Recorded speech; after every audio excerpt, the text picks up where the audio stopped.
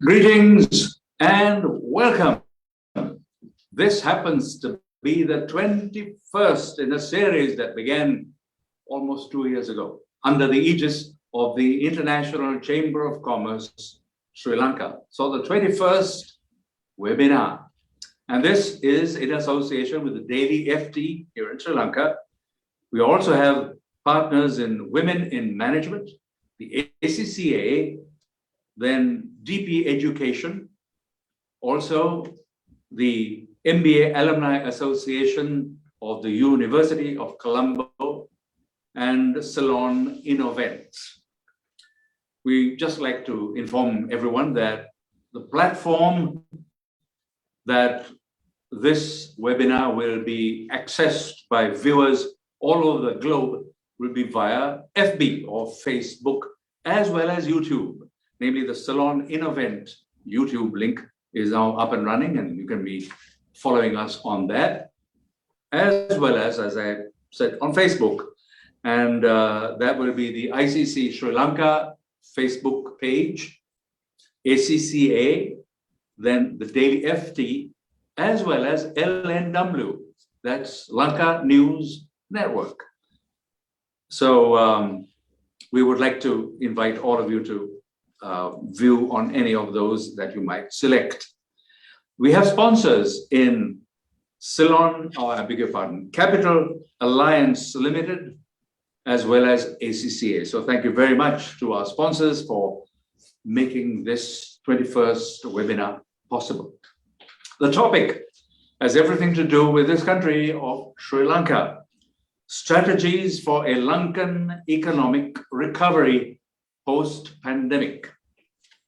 That's quite a mouthful. And the moment I look at that, I'm reminded of a 1940 musical composition, which was by Rodgers and Hart and included in a musical. Oh yeah, musical. It was a romantic song and nothing to do with the realities that we face today. But the title, Bewitched, Bothered, and Bewildered, was the title of the song. It looks very much like that applies to the current imbroglio, the current scenario that is facing the people of this country, and they are eagerly watching to see what next. And so strategies come in, and we're very happy to have several speakers who will be addressing this topic. Subsequent to that, we will have eminent panelists from different parts of the globe who have been brought in with their own specialties, touching on technology, agriculture, and the profession of accountancy, business, tax, and so on and so forth, all of which have a role to play in what we might refer to as the economic recovery post-pandemic for Sri Lanka. So that's setting the stage. Now let's get to a slightly more detailed perspective on this country, Sri Lanka. Notably, this particular audio-visual material was created in this same year of 2021, but much earlier than October. This was about 6 to 7 months ago. And how was it that Sri Lanka was perceived to be at that time? We'd like to think of that even as we deal with post-pandemic. Okay, here's the clip. Watch it, please, and make your own observations on what you see and hear. On the occasion of the launch of the Sri Lanka Development Update, I wanted to share with you a snapshot of our analysis. The Sri Lankan economy is on the road to recovery. The country's economy is expected to grow by 3.4% in 2021, mainly due to foreign investments, as well as normalizing tourism and other economic activities.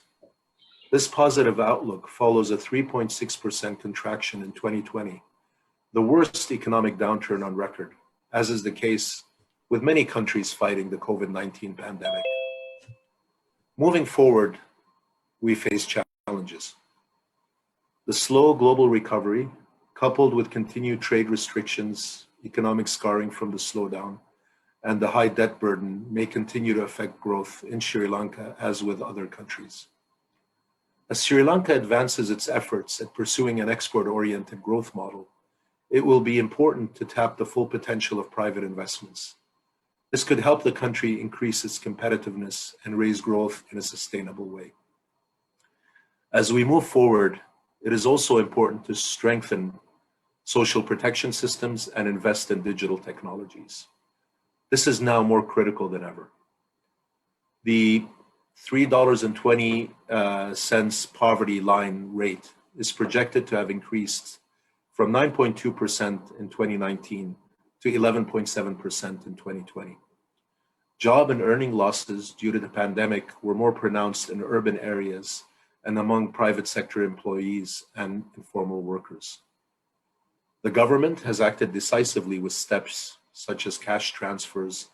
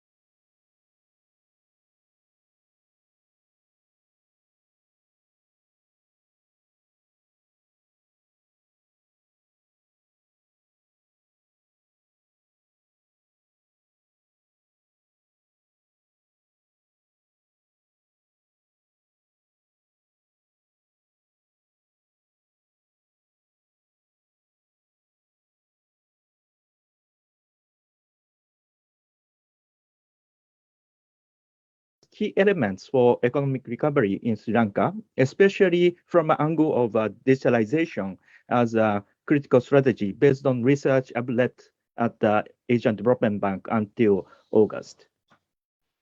So some of the macroeconomic indicators I'd like to recap from the World Bank figure.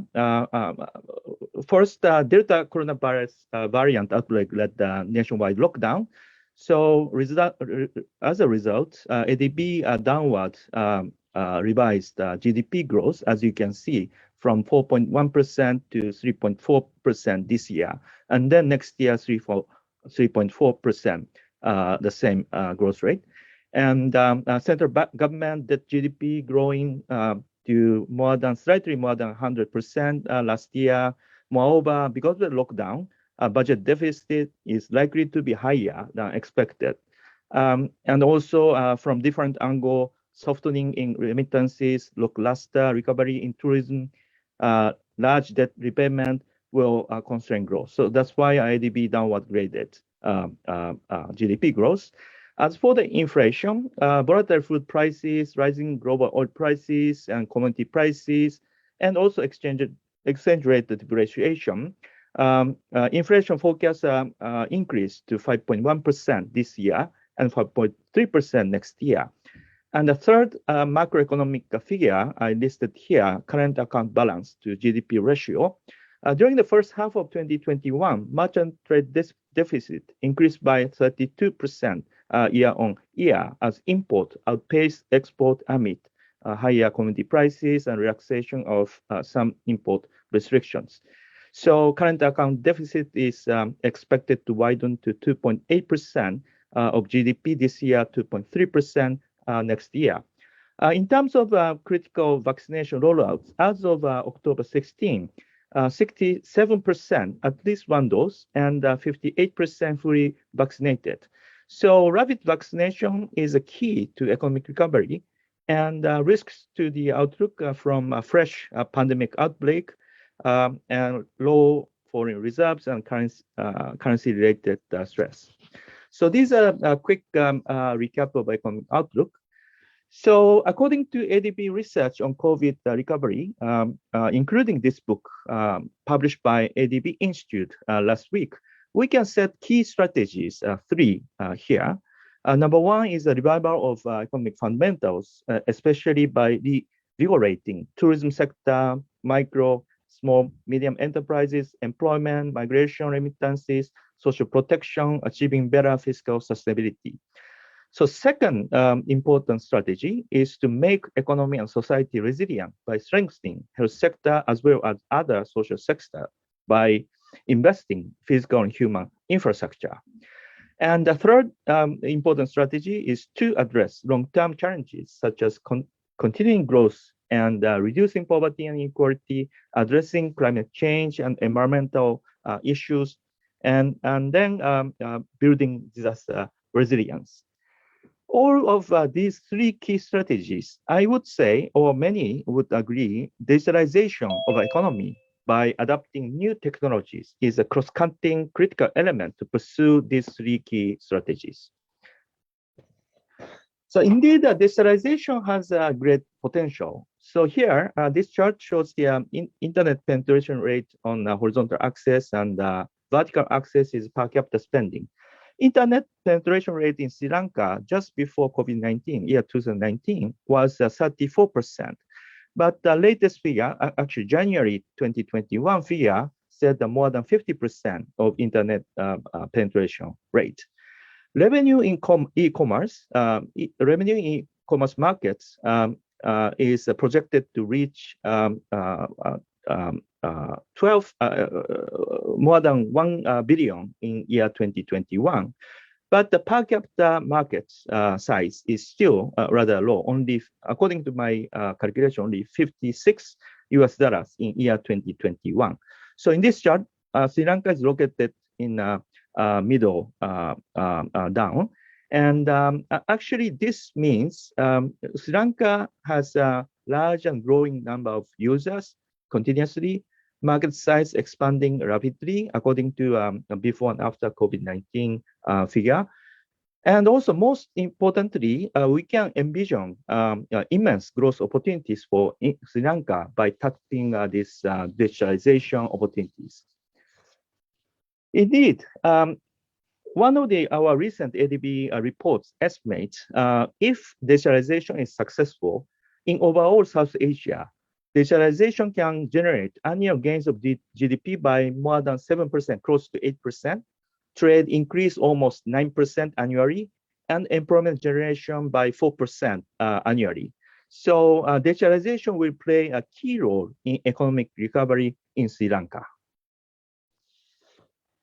Having this said, challenges remain for Sri Lanka, binding for Sri Lanka. So this is also from our ADB's Asian Economic Integration Report released earlier this year. Actually, there's a platform penetration index and network readiness index. So this cross-country comparable index shows Sri Lanka among the developing Asian economies ranked rather lower, as you can see. And there are four sub-indexes. Number one is the technology sub-index, which measure access, content, and the future possibility of innovations. Second column shows the people's sub-index, meaning that the people's readiness and aptitude, not only individuals, but also businesses and also government. And third column shows the sub-index, government, towards the government, how trust level of people, and also government regulation and inclusion.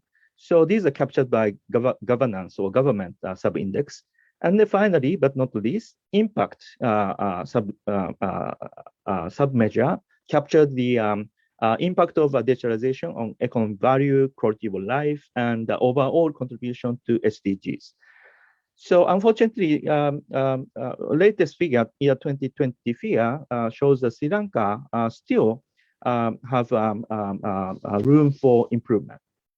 But this means Sri Lanka again has immense digital potential, and unleashing potential will make Sri Lanka's recovery resilient and sustainable. So this is my final chart. In order to unlock this immense digital potential, three policy priorities listed here.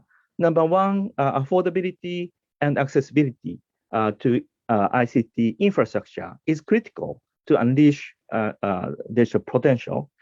But at the same time, top right, people's digital skills and literacy and training, these are also indispensable.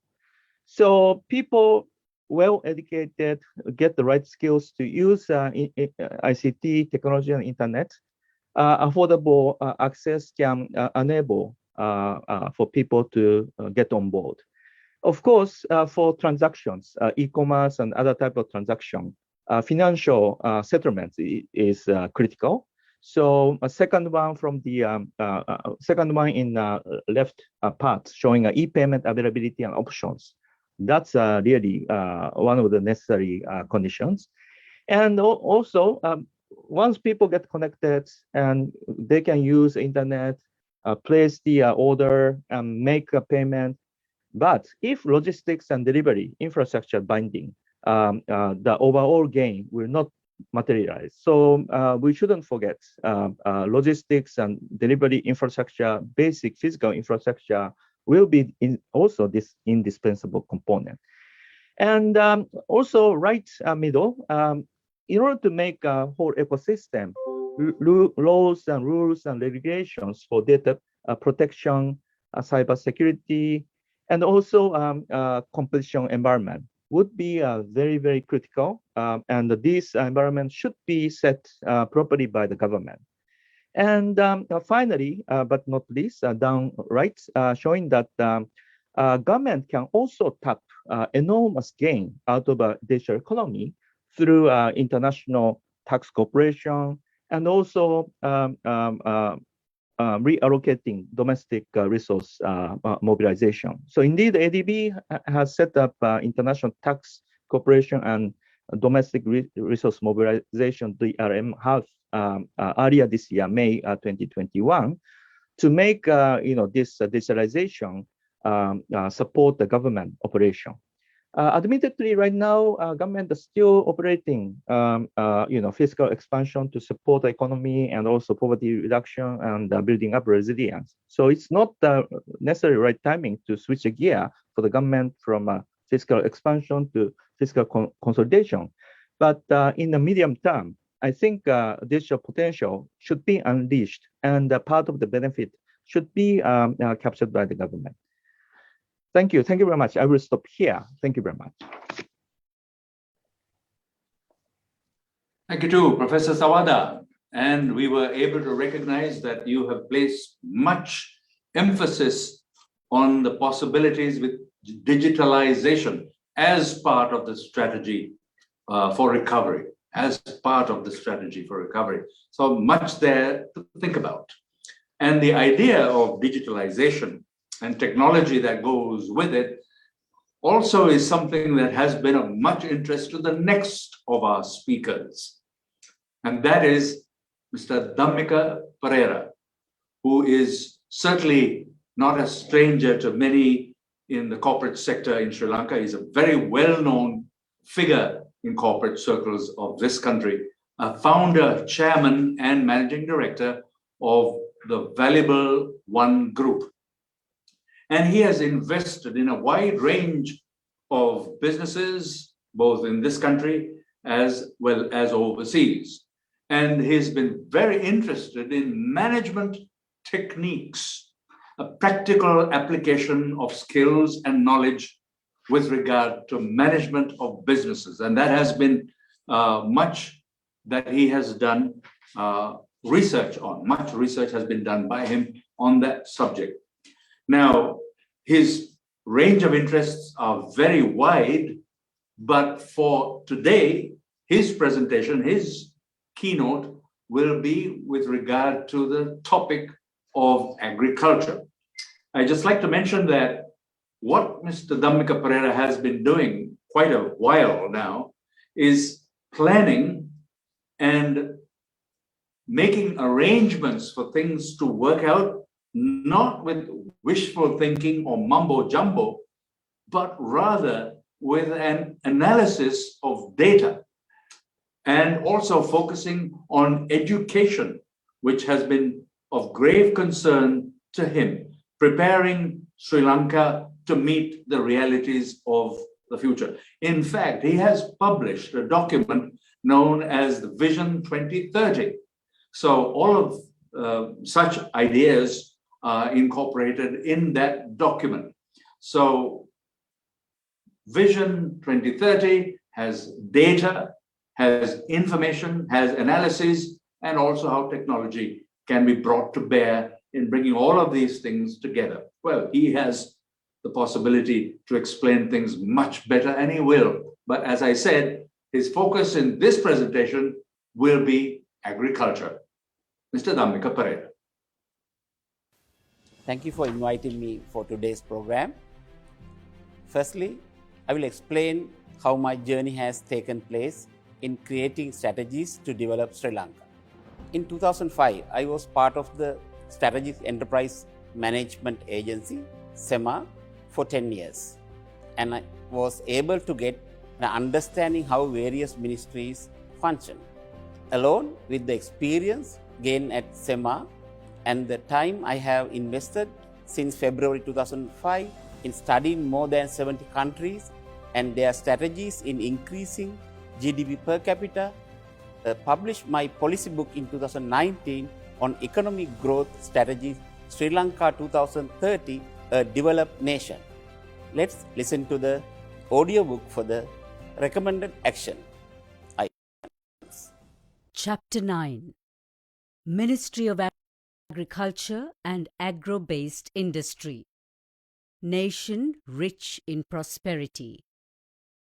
Through the optimal utilization of natural resources in a sustainable manner and the promotion of good agricultural practices, the agricultural productivity in the economy can be increased. Dhammika Perera. Goals: drive inclusive agricultural transformation, increase agricultural productivity for farmers, increase farmers' household income, increase equitable consumption of a safe, affordable, and nutritious diet year-round, increase women's empowerment in agriculture. Action Plan 1. Distribute soil health cards and soil test-based fertilizer recommendations. Currently, 35,000 containers of fertilizer are imported. With the introduction of soil health cards and fertilizer recommendations, 20%, 7,000 containers of imports can be reduced. 2. Carry out preliminary agricultural land preparation for farmers by local authorities using required machinery. 3. Improve irrigation infrastructure to support cultivation. A. Rehabilitation and capacity improvement of 2,400 tanks. B. Identify and develop the tank cascade system. C. Develop and rehabilitate irrigation wells. 4. Ensure timely availability of quality seeds at affordable rates. 5. Provide a subsidy for liquid fertilizer and organic farming. 6.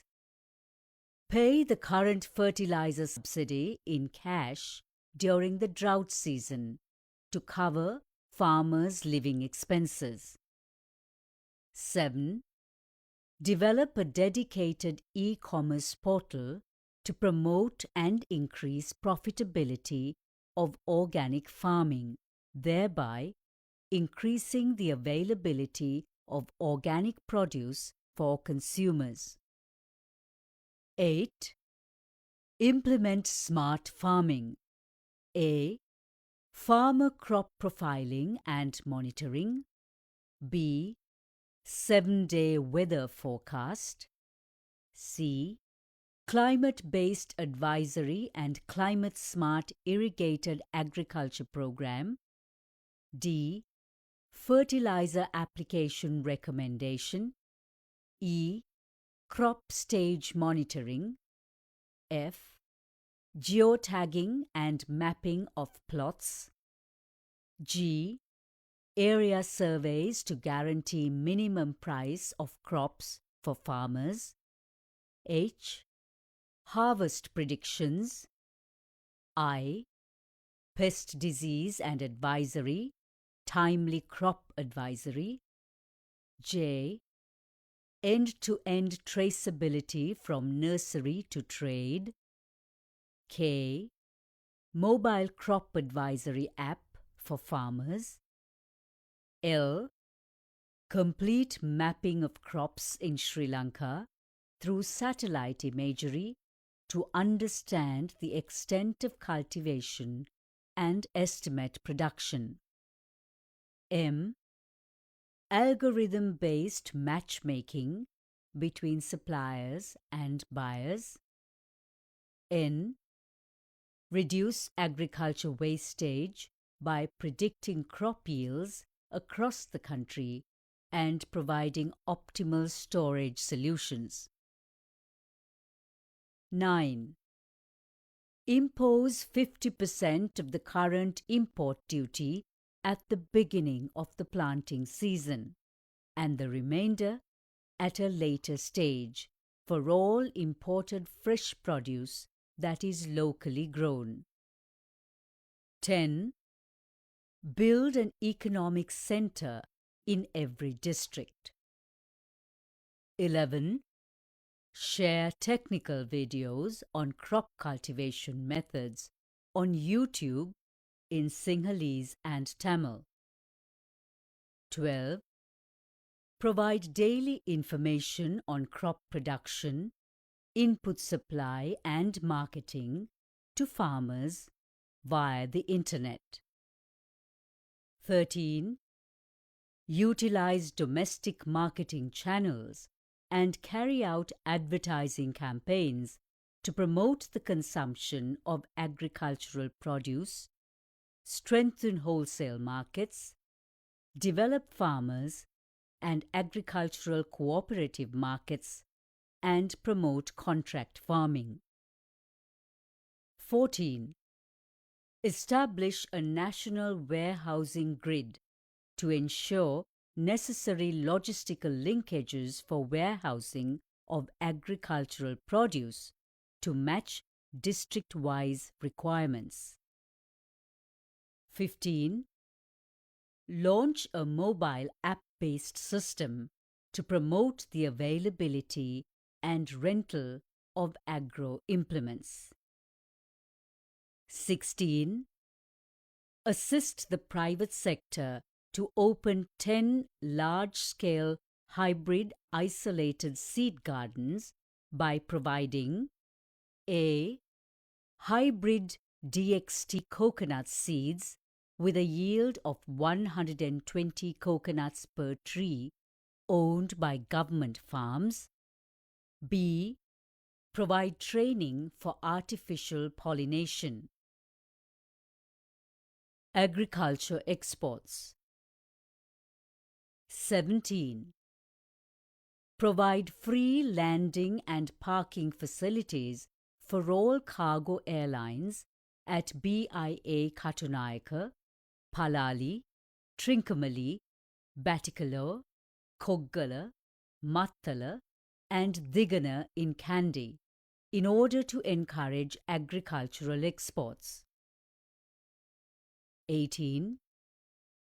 Facilitate cargo airlines to fly internationally from Trincomalee, Batticaloa, Koggala and Digana, Kandy. 19.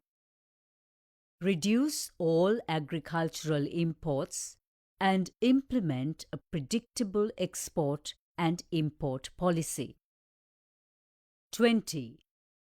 Encourage public-private partnerships to reach a $300 million target for durian and mango exports, providing plants and technology to the private sector. Allow import of durian plants from Thailand to open nurseries and sell plants. 21. Provide the private sector with young, sweet coconut seeds imported from Thailand, enabling them to open isolated seed gardens and sell plants. 22. Encourage the processing of value-added agro-products for the local and export market by the provision of tax breaks. Thank you for listening. If you want to access the fully audio book on action item listed for various sectors such as education, agriculture, tourism, finance and planning, please visit www.audio.dhammikaperera.lk or the website dhammikaperera.lk. Thank you. Thank you for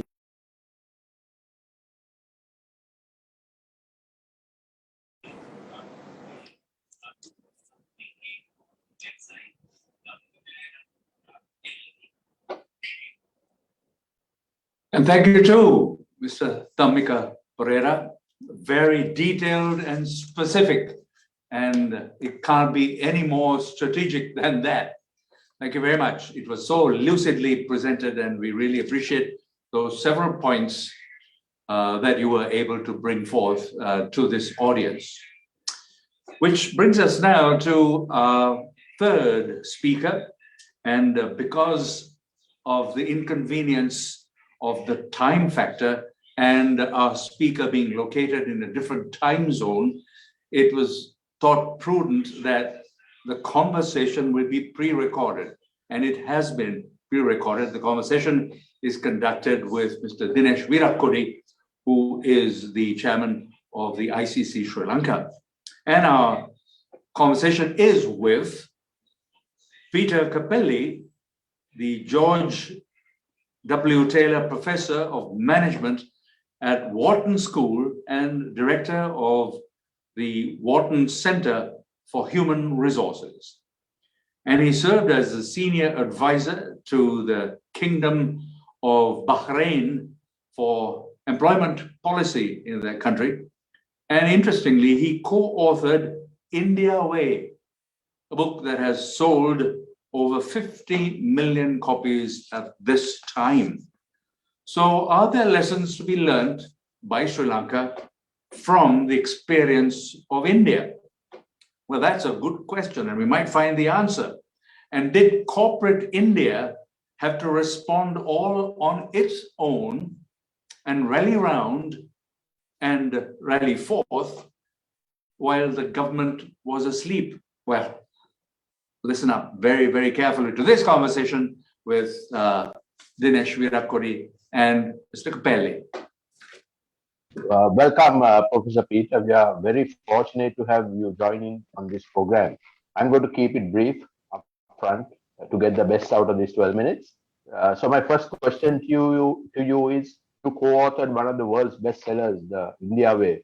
What are the key takeaways for emerging country like Sri Lanka? Well, I think what was impressive about the Indian companies that we looked at, so we interviewed the CEOs of the 120 biggest companies in India. What was impressive is that, as you all know from India, they were able to do a lot without much of any help, right? We all know the joke that business prospers while the government sleeps, that government was not a big help. They didn't have a lot of infrastructure around. They didn't get a lot of support from the broader infrastructure and things. They had to do a lot of things on their own. So I think what was impressive about the way they operated was to recognize that the employees really matter. They had a social purpose. It wasn't just about making money. They took that very seriously, the idea that there was a reason we were doing what we're doing that mattered to the country, mattered to the people around us. That was, I think, quite important. They were willing to do things that were countercultural. India, of course, is a society with great hierarchy, and they were willing to cut against that, to empower workers and teams to make decisions and do things when that was the smart way to operate. Right? They persevered, and maybe this was a cultural thing about the ability to just find a way to get things done, even if it wasn't maybe the most logical way, just bang on problems until you found a way to get through them, rather than planning in a really complicated way. So we've sort of embraced this with a different label now in the US. This is the agile idea in software, right? You just get a smart team, you put them together, you get out of the way, you support them, you don't try to plan it all out. And the Indian companies were kind of doing this, I think, intuitively. And maybe this came out of a tradition of having to survive with less. I think something else, particularly for maybe particularly now for Western countries, because we're waking up to this, is to be able to take the challenges of diversity quite seriously. Your country, India, countries around you have great diversity attributes and needs. People who come from very different religions, different ethnic groups, where those things all matter a lot. And trying to find ways to get people to work together and get along, was really quite important. So I'd say overall, the big thing about Indian companies that made them really successful, and that I think we could all learn something from, is to take management quite seriously, right? It's not just about finance. None of these companies were talking about fancy deals that they cut. It wasn't really about marketing, just trying to get good at things internally, how to manage our people, especially to get them to do great things. And that's something maybe especially important to countries that don't have a lot of infrastructure around them, that don't have, lots of talented people already skilled and educated, you can just throw at problems, and that don't have a government that's very supportive of business, So those, I think, were the key things. Thank you. Based on your years of research, do national cultures and institutions influence a nation's success? What are some examples? Yeah. So one of the things that my colleagues who study international business have been quick to point out is the notion that we are all becoming one great big homogeneous world, at least in the developed countries, is simply not true. I mean, it is true that international brands are bigger than ever, and communication with the internet is easier.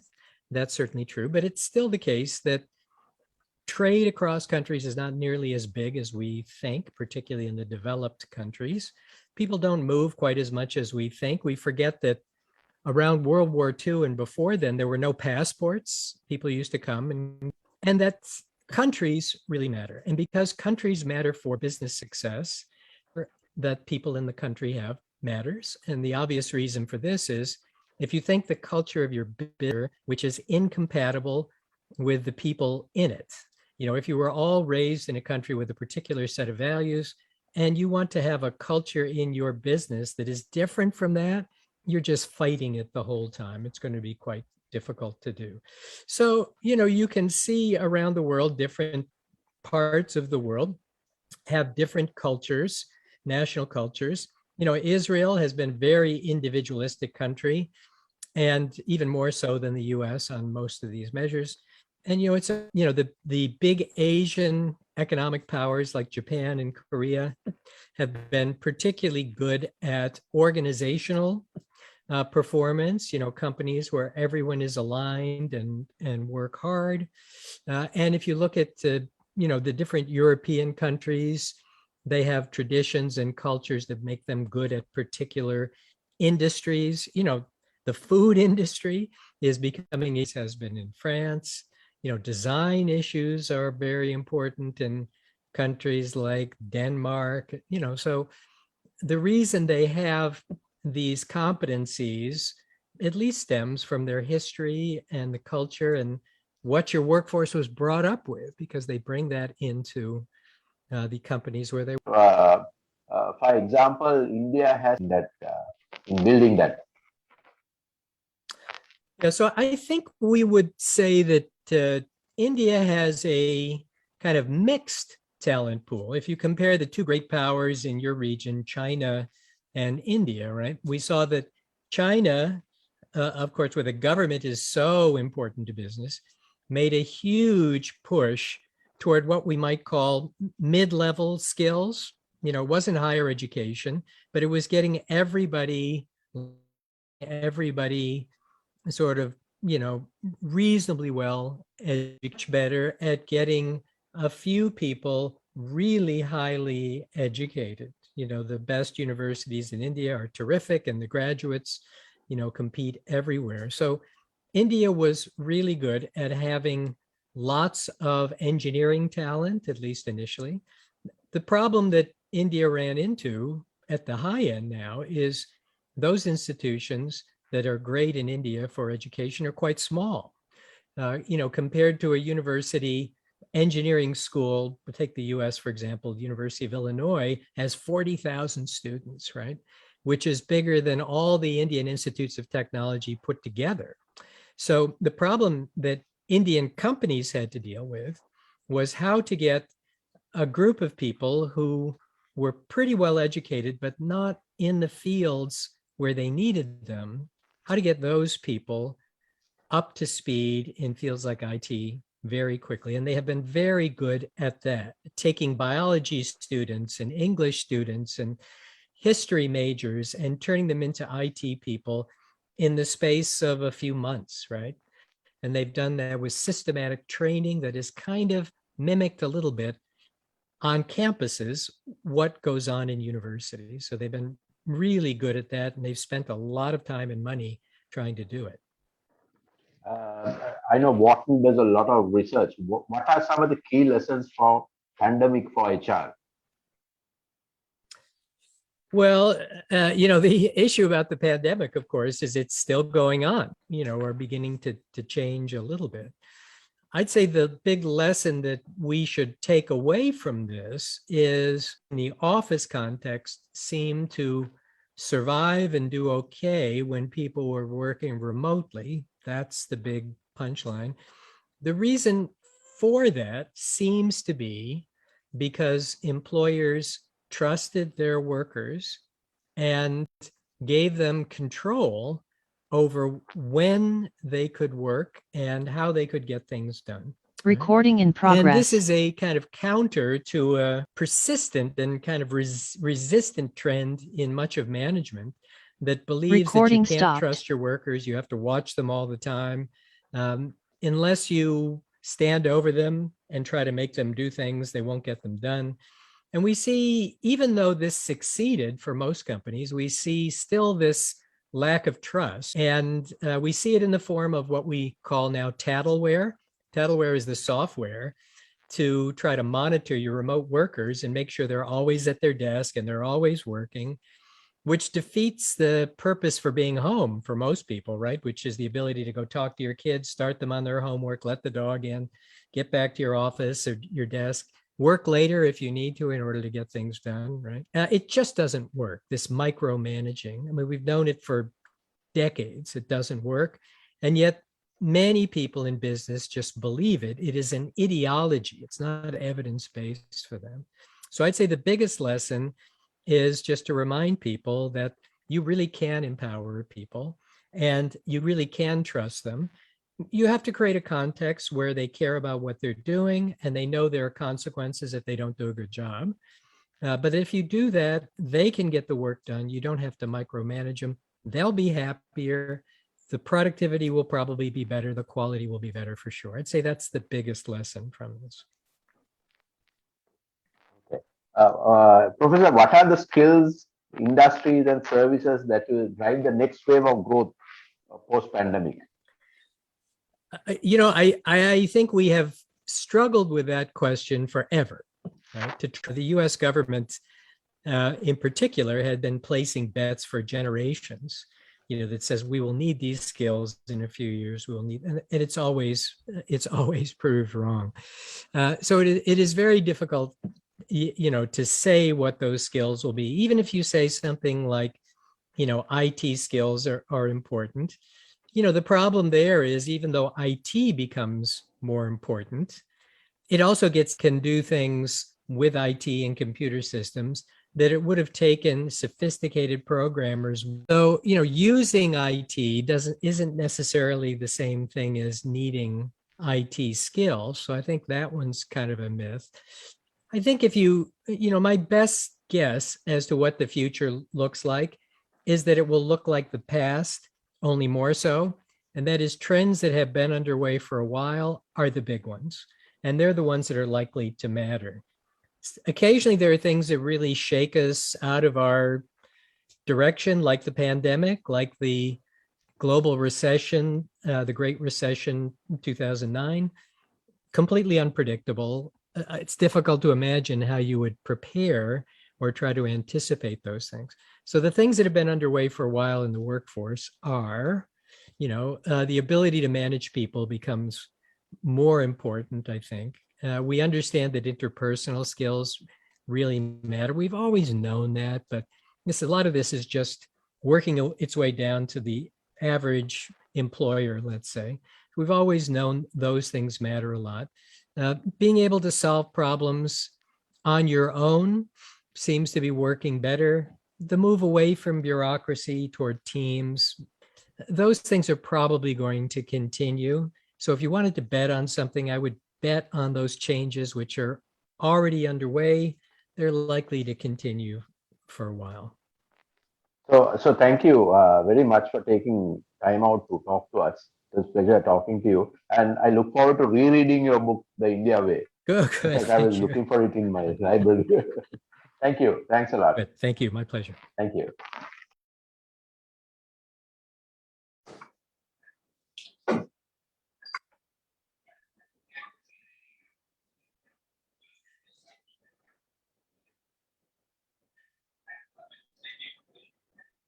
And thank you too. We are grateful for those insights that were delivered to this audience by Mr. Capelli, which brings us now to the panel discussion.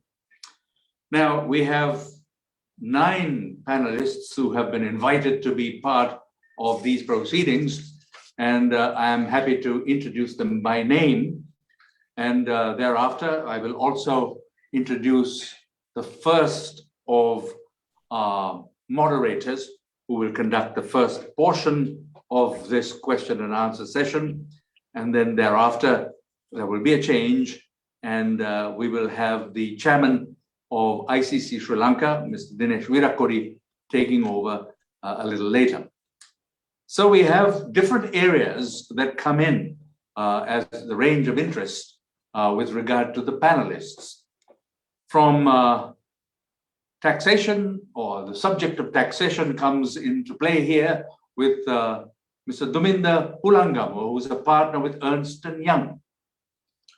Then we have Mr. Rajendra Tyagaraja, who's a former chairman of the Ceylon Chamber of Commerce and CEO of the Hatton National Bank, as well as NDB. Then we have Honorable Member of Parliament, as well as being a former senior professor at the University of Colombo, his subject being economics, Professor Ranjit Bandara, MP. Mr. Jeevan Jnanam is the group CEO and founder of Veracity AI, as well as digital reality. And obviously, IT comes into play with his range of interest and expertise. Economics again with Professor Sirimal Abiratna, who is a senior professor in economics at the Department of Economics with the University of Colombo. Then joining us from Washington, D.C. in the United States, we have the senior economist, the World Bank Group, South Asia region. It's Sibel Kolaxis. And then we have Mr. Talal Rafi, who's the global consultant on entrepreneurship and is a member of the World Economic Forum Expert Network. Then we have Mr. Sanjay Jayaratna, who is the president of the Sri Lanka Pharmaceutical Manufacturers Association. Obviously, pharmaceuticals also come into play with regard to the recovery strategies for Sri Lanka. And last and certainly not least, we have Dr. Shekhar Shah, who is the former Director General of NCAER in New Delhi and Regional Economic Advisor for South Asia with the World Bank, and also located in Washington, D.C. So without further ado, we'll invite Mr. Nista Qasim, who is the founder, editor, and CEO of the Daily FT to take over at this point, and he will continue until roughly 6 o'clock, and thereafter handover proceedings to Mr. Dinesh Virakoti, who will be taking up more questions that would have been forthcoming from those who are viewing this on Facebook and other social media, as well as YouTube and so on. Okay, so Nista, over to you now. Okay. Thank you very much, Aaron. Excellent introductions we had. In the interest of time, I'll start straight with the questions. I'd like to start with Sibel from the World Bank. Recently, the World Bank published a poverty assessment for Sri Lanka. And can we know what were the key findings and what were the recommendations in addressing some of the challenges listed in the report? Thank you, Mr. Qasim, and thank you for inviting me to this great, important event. Yes, the World Bank on October 7th published a recent poverty assessment. And the main finding is that as a result of the COVID crisis, Sri Lanka's poverty rate increased from 9.2% in 2019 to 11.7% in 2020. So poverty is projected to remain above pre-pandemic levels in 2021 this year. Similar to the rest of the world, food insecurity could worsen and poverty reduction may slow down if food prices remain high and shortages continue. But the good news is that Sri Lanka's economy is estimated to grow more than 3.3% in 2021, as the World Bank country director Faris Haddad Zervos mentioned in his opening speech, and also Mr. Yasuyuki Sawada talked about. And this is a good recovery of economic growth compared to negative growth last year. If you look at recent numbers, real GDP grew by 8% in the first half of the year, with significant contributions from manufacturing, trade, financial services, and real estate activity. So this shows the potentials in the economy to pick up and the potential to create new jobs. Overall, Sri Lanka has the right targets of shifting the growth model towards wider private sector participation. The targets of export orientation and integration into global value chains are progressing well, but a bit slow. So what are the opportunities going forward? In the medium to long term, as other speakers talked about, digital technologies could become an important engine for growth and for creating jobs in the country. Sri Lanka could provide new opportunities for economic mobility through policies that expand or universalize access to digital infrastructure. And investment in digital literacy is important to benefit from these opportunities. Mr. Talal Rafi wrote a recent blog talking about this, and he also mentioned the importance of women benefiting from these new digital opportunities. I think this will be a good potential source of growth and also opportunity for women to participate more in the economy.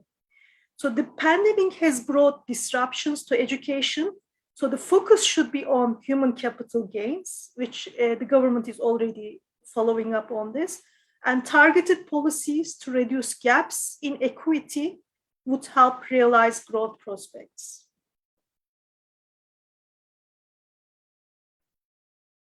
Right. Thank you, Sibel.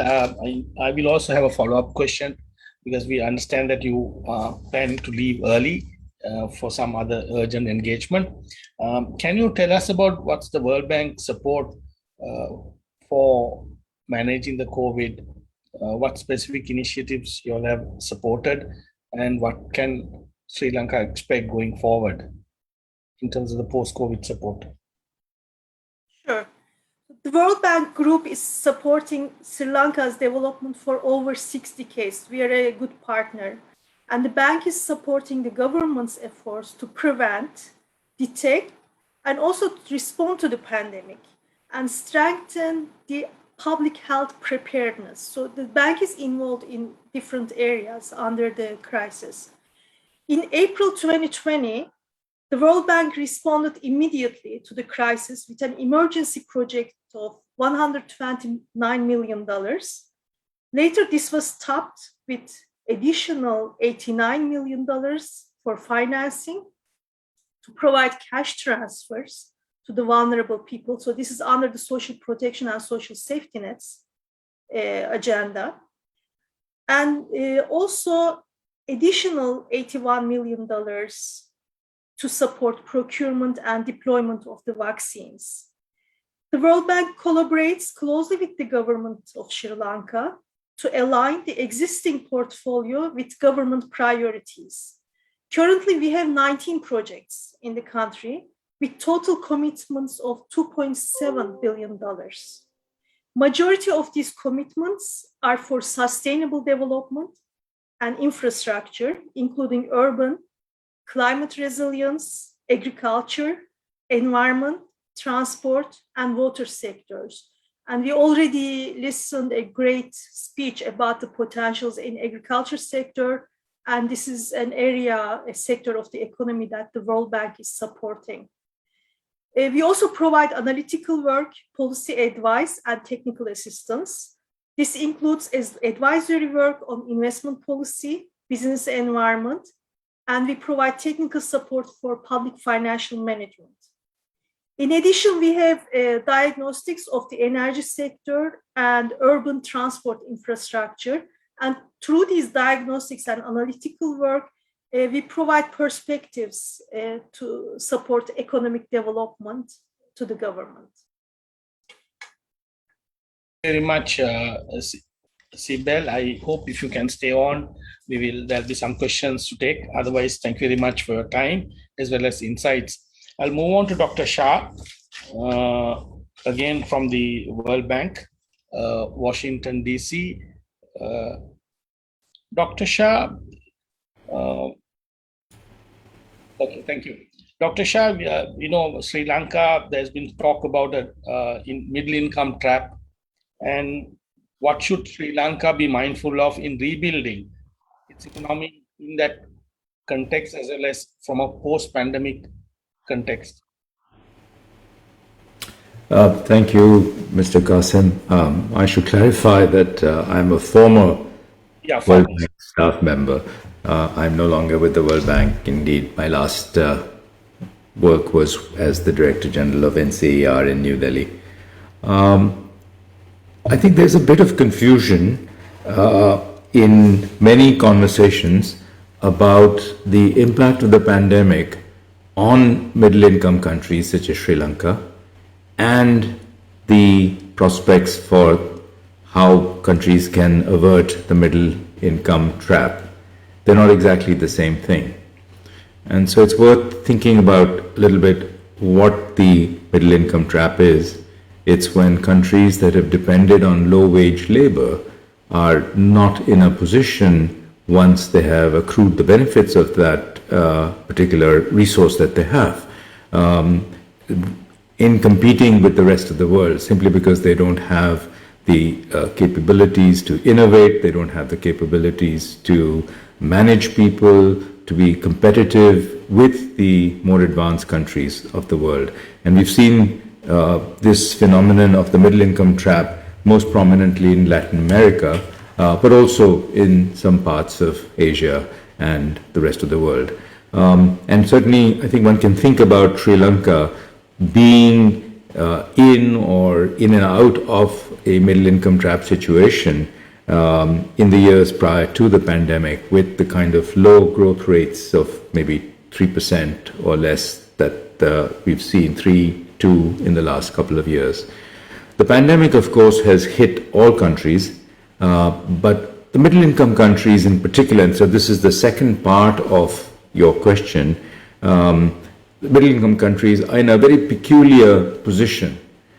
Unlike the advanced countries like the US or lots of Europe and maybe some of the more advanced countries in Asia, they don't have the fiscal resources to stimulate the economy the way, for example, the United States has done, where it expects to be back on its growth trajectory by the end of this year. Unlike the low-income countries, middle-income countries are not in a position to access concessional aid, simply because they've graduated. So they are in this peculiar pain point where they suffer the same consequences of the pandemic in terms of its impact on economic activity, the loss of jobs, the loss of GDP, the permanent loss of GDP, and yet do not have either the benefits of the fiscal resources or the ability to issue debt and then be in a comfortable position to repay that debt as the advanced countries, nor do they have access to concessional aid from bilateral and multilateral donors. So this is the peculiarity of the position that countries like Sri Lanka find themselves in. In the context of your specific question, and many people have talked about it as building back better, so that as you recover from the pandemic, you position yourself to overcome some of the constraints that the middle income trap imposes on you. Professor Sawada has already spoken a lot about digitalization. I think the most fundamental impact the pandemic, the long-term impact the pandemic has had, is that it has changed the notion of work. And the very fact that here we are talking on Zoom across time zones and countries and with such a large audience is in itself a manifestation of that change. And I think it's a fundamental change that we perhaps don't pay enough attention to. And the consequences of that for both equality and access to opportunity domestically, as well as across countries, is going to be profound. We already know within our own countries, and certainly this is the case for India, but I'm sure it's the case for Sri Lanka and other countries, that those who are digitally enabled, like all of us on this Zoom, are able to continue working pretty much in the same way and sometimes more efficiently than we were in the past. But that isn't the case for the majority of our populations as yet. And so that is already creating a divide. A similar divide is going to be created amongst the more advanced countries and countries like ours that are in either low income or low middle income or upper middle income countries, unless we are able to take a quantum leap and jump into the kind of digitalization that is making it possible for us. I was listening to a conversation that Indrajit Kumaraswamy was having with Nadeemul Haq of Pakistan a few days back. I think the Pathfinder Foundation was sponsoring it. And Nadeem made the very important point that when you go to the US or you go to London and take a taxi, very often the taxi driver is either from Pakistan or India or Bangladesh, or you go to a restaurant and the chef is from those countries. Well, if some of these things are going to be automated, and I'm really looking at 4, 5, 7, 10 years from now, these people are going to find it difficult to compete in those countries, and then we're going to have issues around these people coming back to our countries. So I think this whole notion of the technological impact of the pandemic, which we are only seeing in its initial manifestation right now, is going to have long-term consequences for our countries. And the Arthur Lewis model of using low-wage labor to be able to compete and move on to a graduation to a middle-income country is going to become more and more difficult. So I think this is the fundamental issue that countries like Sri Lanka face. And of course, Sri Lanka being a small island state, though in a very strategic geographical location, has both challenges and specific advantages that it needs to take cognizance of and be able to benefit from that. At the moment, of course, the debt issue is so big that unless that is dealt with, the foreign debt issue, and particularly the sovereign bonds, the ISPs, which are with private lenders, unless that is dealt with, I'm afraid, thinking about the middle-income trap in the future is going to be compromised. So I think there is a very hard question about the IMF, about other kinds of arrangements that need to be addressed before you can get to the longer-term issues that are really important for Sri Lanka's future. Okay, thank you, Doctor. Just a follow-up question. You mentioned about sustainable debt and also the challenge of sustaining and servicing the debt that we have. There's some reference to about a common framework. Any insights that you can share for a country that is sort of trying to manage this challenge of debt servicing, given also the fact that poverty has also increased post-pandemic? That's an excellent question, Mr. Qasim.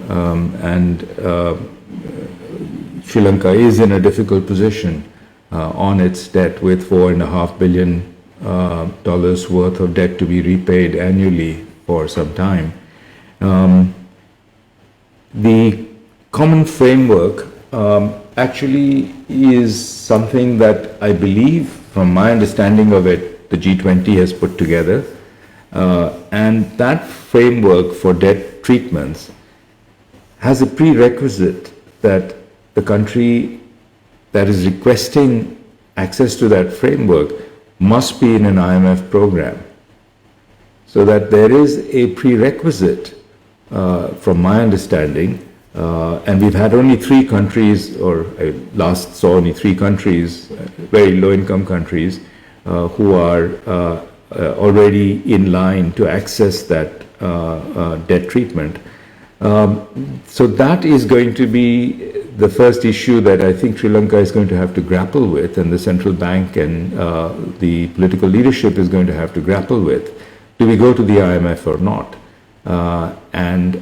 From my understanding, there are very few degrees of freedom that Sri Lanka has. One advantage and the IMF, by the way, has said that it has enough resources to provide to middle-income countries like Sri Lanka as well, because the other arrangement that has already been in place on bilateral and multilateral debt, which is the DSSI, the Debt Service Suspension Initiative, that is, of course, only meant for low-income countries.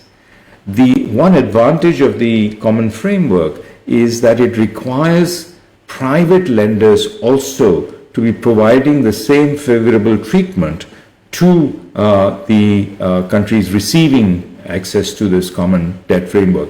In the case of the DSSI, the Debt Service Suspension Initiative, this was a recommendation to private lenders, but not a requirement. So the common framework has this advantage, and if an extrapolation of the common framework can be made available to middle-income countries, currently the G20 arrangement does not envisage that, but certainly since the IMF is in the lead there, It is possible that Sri Lanka, in its negotiations with the IMF, may also think about talking about the common framework for debt treatments and requiring private lenders, which are holding Sri Lankan sovereign bonds, to be giving the same favorable treatment to Sri Lanka as, for example, the DSSI or the common framework, if it were made available to Sri Lanka, would provide. So I think that's one kind of aspect of the common framework for debt treatments that would be extremely valuable for Sri Lanka. Negotiating with private lenders, as the experience of Argentina and other countries has shown us, is not easy. Sri Lanka is going to not have an easy time doing that. And I think the faster the central bank and others and forums like this can come to grips with that, the better it will be for the long-term debt sustainability and the return to high growth. That's really a basis for any kind of debt sustainability exercise. The faster that happens, the better it will be, I think, for a Sri Lankan economy. Thank you very much, Dr. Shah. I'm sure you'll remain for follow-up questions from the participants as well. Move on to Jeevan. Just want to get a lot of talk about technology, digitalization. I think you're perfect fit to this panel. What's your own, because you're building a sort of ecosystem of startups and all that. So I just want you to sort of shed some clarity. Yes, we know there is a challenge of the need for digitalization, and what should be the right way, particularly in the context of stimulating economic recovery post-pandemic. Okay, so I'll take that topic just focused on startups, and I think there's an opportunity. I think with everything, as an entrepreneur, I always look at the opportunity that it presents. So I really think Sri Lanka, based on the skill sets that we have, based on our geographical location, Sri Lanka can really market itself as a startup nation, and with that, I think drive opportunity for startups, etc., to create new kind of technologies, new kind of ideas and creation. So if you look at the South Asian context, there is no country that has clearly marked themselves as being the most startup friendly destination, and I think that is a clear kind of demarcation that Sri Lanka can really do. I think there's a number of things that needs to happen for that, for that to take place. And one of the clear things on digitalization, on taking risk, is obviously it requires capital. And I think when you look at the startup ecosystem and fintechs, for example, there's been very little capital being put into to support kind of this digitalization or the startup ecosystem. I think even if we reach, say, 1% of the GDP, of national GDP, I think that would enable kind of the startup ecosystem to take place. We also need some regulation to come in. For example, for angel investors or VC investors who take that initial risk, can there be tax write-offs because they are investing into the local economy and creating jobs locally? Those are things that we need to look at from the regulation requirement. And even like fundamental things, like if you want to create an ecosystem there, you need LLP structures to take place. You need to enable the LPs to come in and put in capital without getting double taxed, etc. So those are some very easy, kind of basic, low-hanging fruits, things that Sri Lanka can do to kind of ensure that the startup ecosystem thrives, and the startup ecosystem will drive digitalization through one avenue.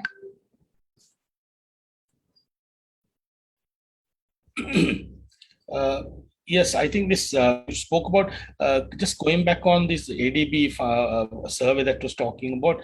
There was a sort of weakness in terms of people willingness to embrace technology, digitization, particularly in the public sector. Is that what is that being addressed within the government and with the input from private sector? What's your own take on that? I think the pandemic has kind of increased adoption across the board from government to private sector. Obviously, it is more private sector led. And I think, a good indication of adoption has been, demand for bandwidth across the telcos has more than doubled in the last few months. There's been good examples of institutions such as the T-Board, going online. And I think, you can see it yourself near and dear to people, ordering stuff on their phones, etc. Right? But much of this adoption tends to be Western province biased. So I think we need to do a better job of digital inclusion, if it were. And I think, some key elements need to take place for digitization to really kickstart, such as some digital IDs and digital infrastructure. And I think the ICTA, for example, is working on that to allow people to do remote KYC properly, etc., which is kind of the first step of onboarding people onto a digital platform. And I think a better job of the regulatory bodies also working with the disruptors, the fintech disruptors, the edtech disruptors, etc., to, instead of creating policy in a wide space, to kind of coexist with the disruptors and kind of help them in their digital journey would be a lot better. However, if the private sector and the public sector can come together, I believe that's the kind of unique thing that will really take and move Sri Lanka forward as a country, because we're not a very big country, and I think that's one of our strategic advantages. Is we can really pull this piece together. We're not India, where there's several billion people. It's 20 million people. So I think with public sector and private sector working very closely together, we can quickly kind of adopt digital inclusion, drive digitization across the nation. So I really think the pandemic has increased people's awareness, and I think we need a bit more adoption from government bodies, government regulation, as well as private sector as well, to really drive it forward.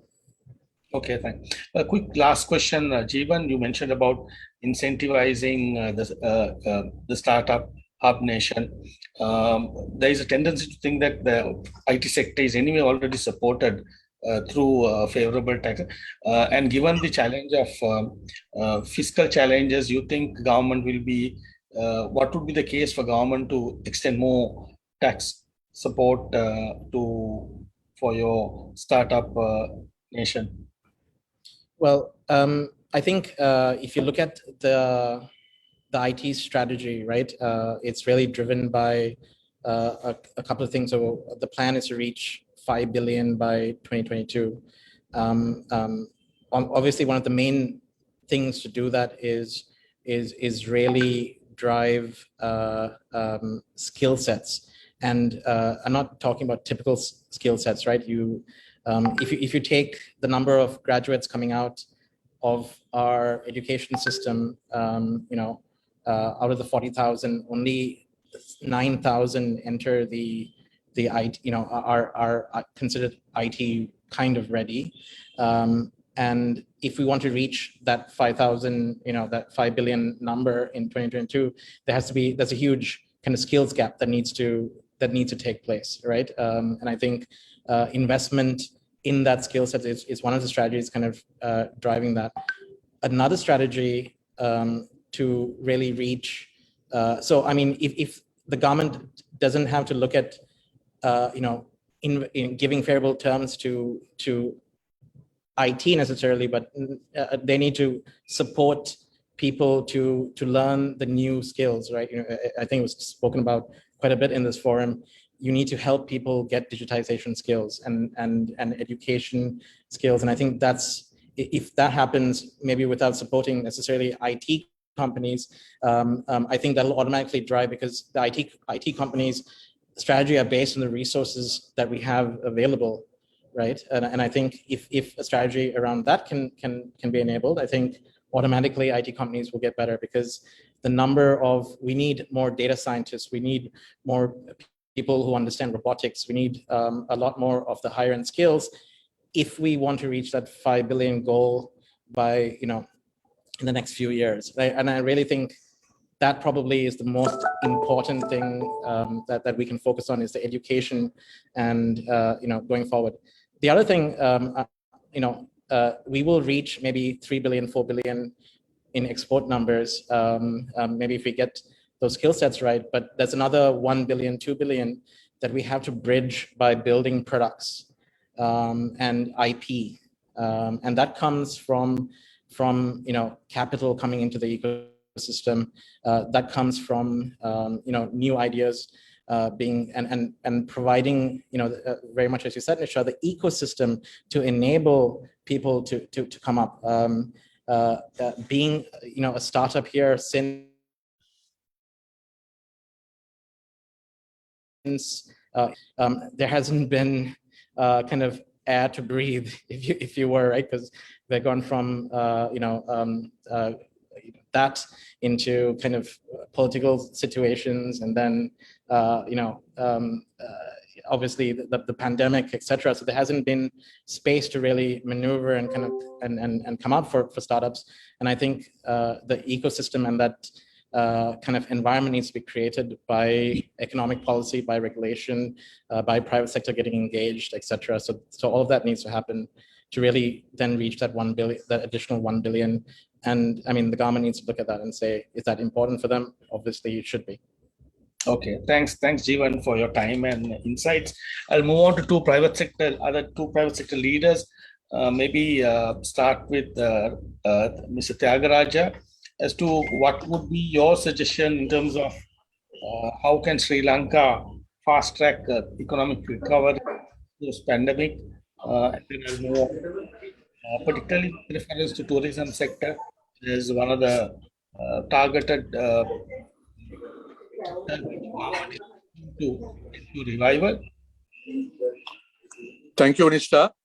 Can you hear me? I'm actually in the jungles. I hope you can hear me. Yes.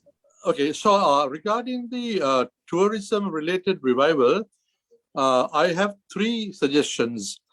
One is, you know, as tourism is expected to resume, there is an expectation that the travel cycle time will shorten further between someone booking a hotel and booking a flight.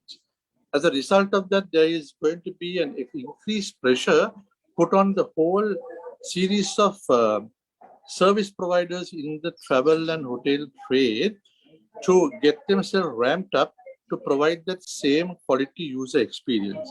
So from the bank's point of view, I think there has to be a better understanding of this changing phenomenon so that they support working capital requirement of these service providers more meaningfully instead of the conventional basis, point one.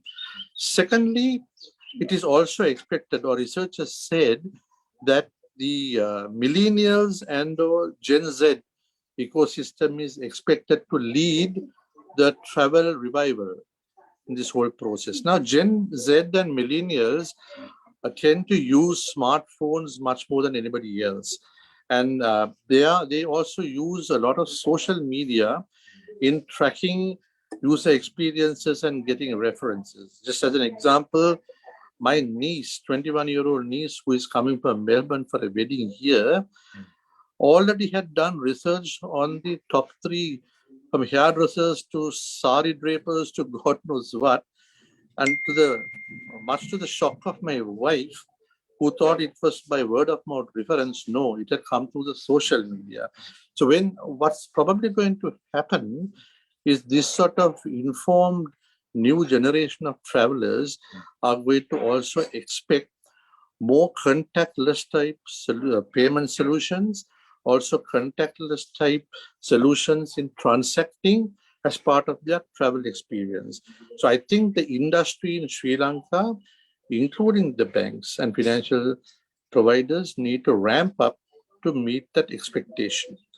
And I think the third is we kept on hearing a lot about these moratoriums supported by the central bank through the banking community. And I think that was a very good start in firefighting the pandemic. But I think as you yourself, Nista, would have seen, these moratoriums have tended to get pushed back quarter by quarter, half yearly by half yearly over the past now 2 years. And something tells me that what we currently have as a moratorium is not going to be enough or long in tenor to really get these SMEs and the players in the value system to prepare themselves to build up. So I think one recommendation is that the government should consider rolling out a medium to long-term supply line of credit, or maybe a series of bonds which replace the shorter-term working capital of this ecosystem and give a once and for all breathing space than try to do this jumpstart every 3 months. So those were 3 specific recommendations which I thought will be useful.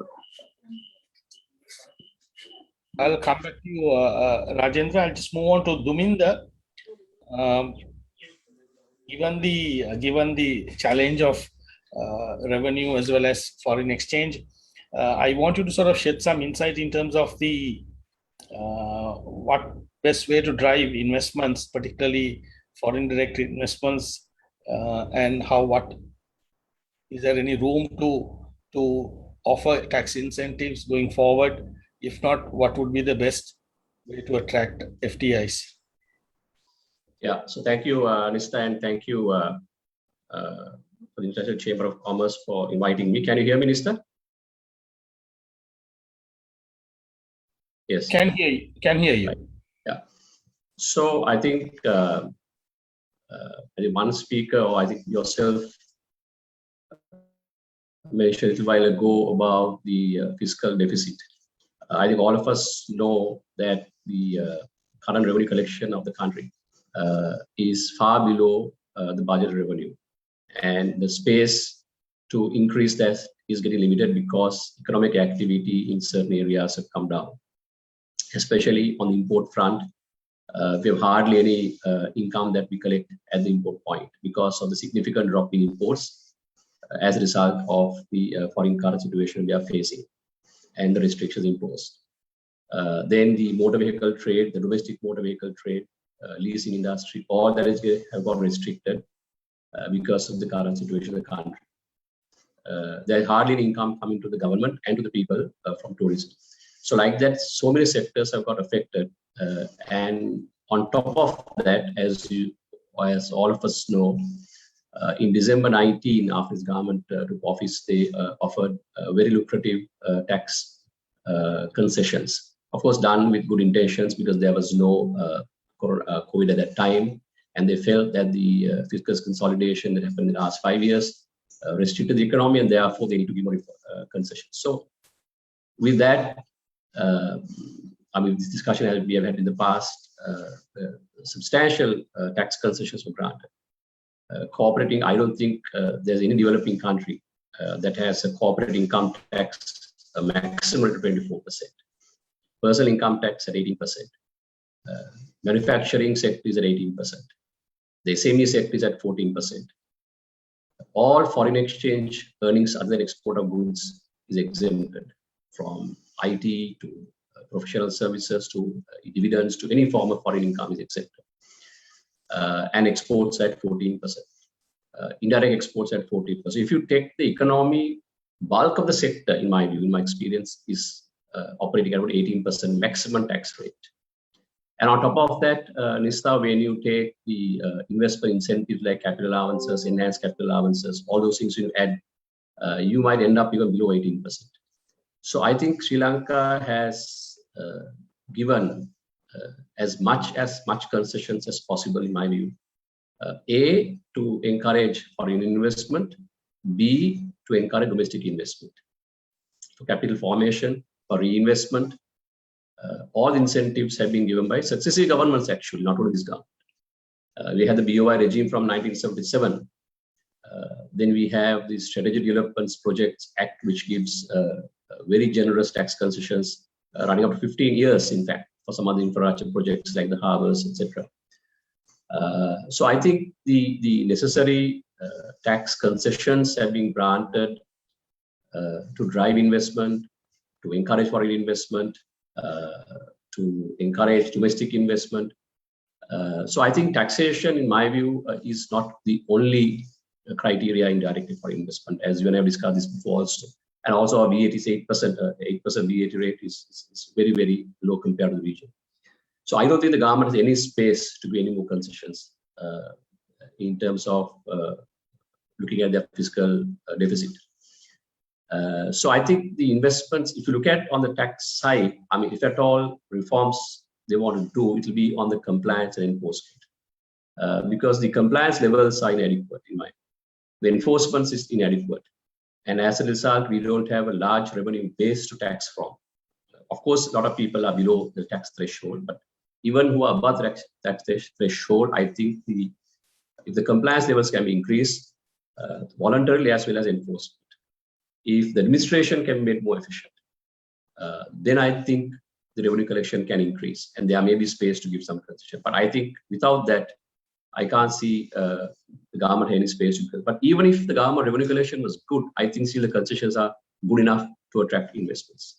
And FDI does not today depend entirely on tax incentives. It depends on other factors such as our labor markets, our skills availability, our access to capital, our access to markets, logistics, transport, all that will come into account in terms of investments. So that's my view, Mr.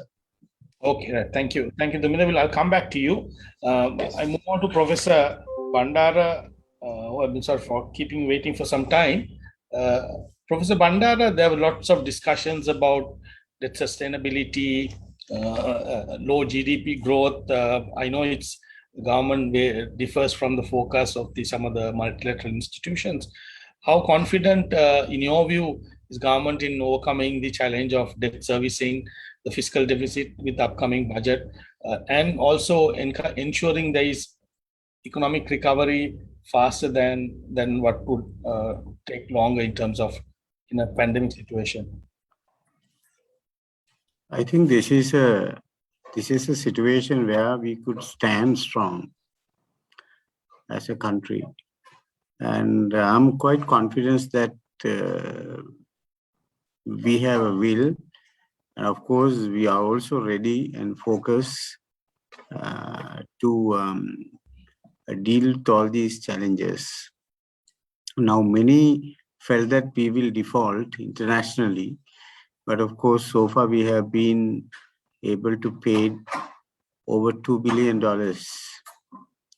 And of course, next year we have $1.5 billion to be paid. The budget deficit was 11.1%.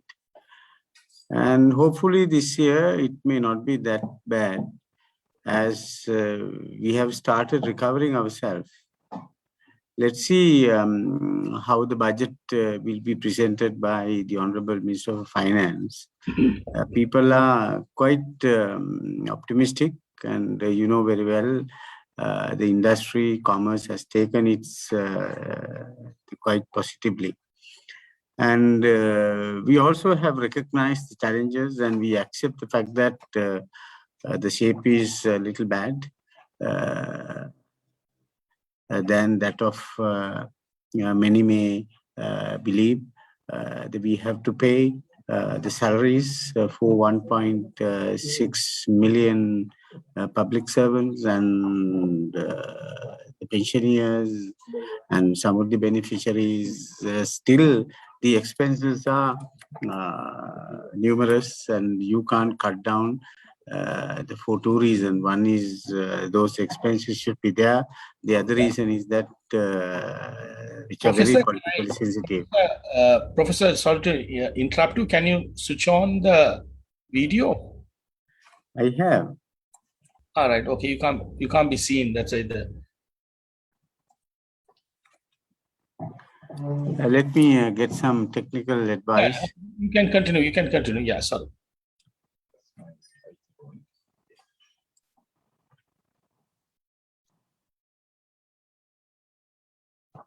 Mr. Can you see now?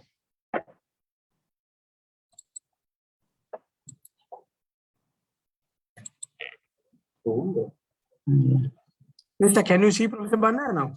No, can be seen, but it's okay. Professor, you continue. You can continue. Maybe we'll.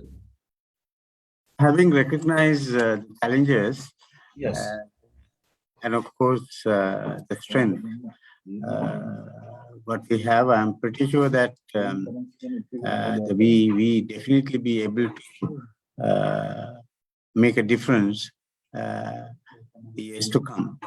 And what we need to understand is that how well we could utilize the available resources, their maximum potential. And of course, enhancing the potential is needed some digital support. That's the whole purpose of this discussion, how the digitalization can be used and taking Sri Lanka to the next level.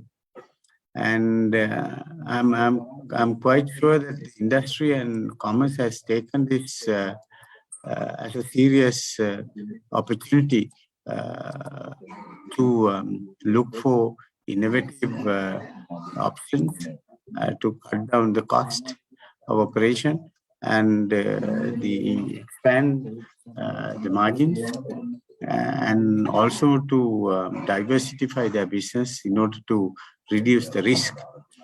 And I personally believe that the private sector has a very serious role to be played. The state can't expand anymore. It is already overstretched, I believe. And we need to create the mindset of the general public that the state is not the only option for employment, and the private pension scheme should come into play, and the private health insurance should be promoted. You know, all what I'm trying to say is that we must be able to share the responsibility of the state. Okay. Now the state is taking the whole responsibility on behalf of the people. State has a role that is definite, and the people should be ready to share the responsibility. And I also not believe in this universal support system. Now, say for example, school uniforms, school books, and shoes and various other things. There are people they could afford, and why not have a systematic a system that directly reach the needy. And even some of the, if you take for an example, we have to relook at the who should be beneficial. Okay. Professor, I know you mentioned about private sector responsibility. What sectors is sort of sought after in terms of generating growth in the new year, in the next 2022? What sectors is the government hoping on? You see, the strongest sector is the financial sector. But of course, the financial sector should be support like an umbrella. Because you see, our financial institutions are not yet ready to share the risk. And still we promote the collateral banking. And the small and medium scale industries should be promoted, and where they need of course interest rate much lower now, but still for all they need a lot of guidance and the process improvements. And one of the neglected sector that is the micro businesses, right? And they have no burden towards government. If we could support them in a different mode, and the most of these issues at the local and the rural level could be resolved very easily. Unfortunately, they don't have anything to be presented as collateral to the financial institution. The conventional financial institutions are not supportive, right? And we don't have development banking, I believe, in Sri Lanka, though we talked about development banks. So the bank has a bigger role. The financial institution has a bigger role, not to act as a policeman, but to as a father or a mother, right? And that is one area that I have a strong interest in taking the Sri Lanka to the next level. And of course, the IT sector, which has a huge potential, making the Sri Lanka greener. And also the energy sector.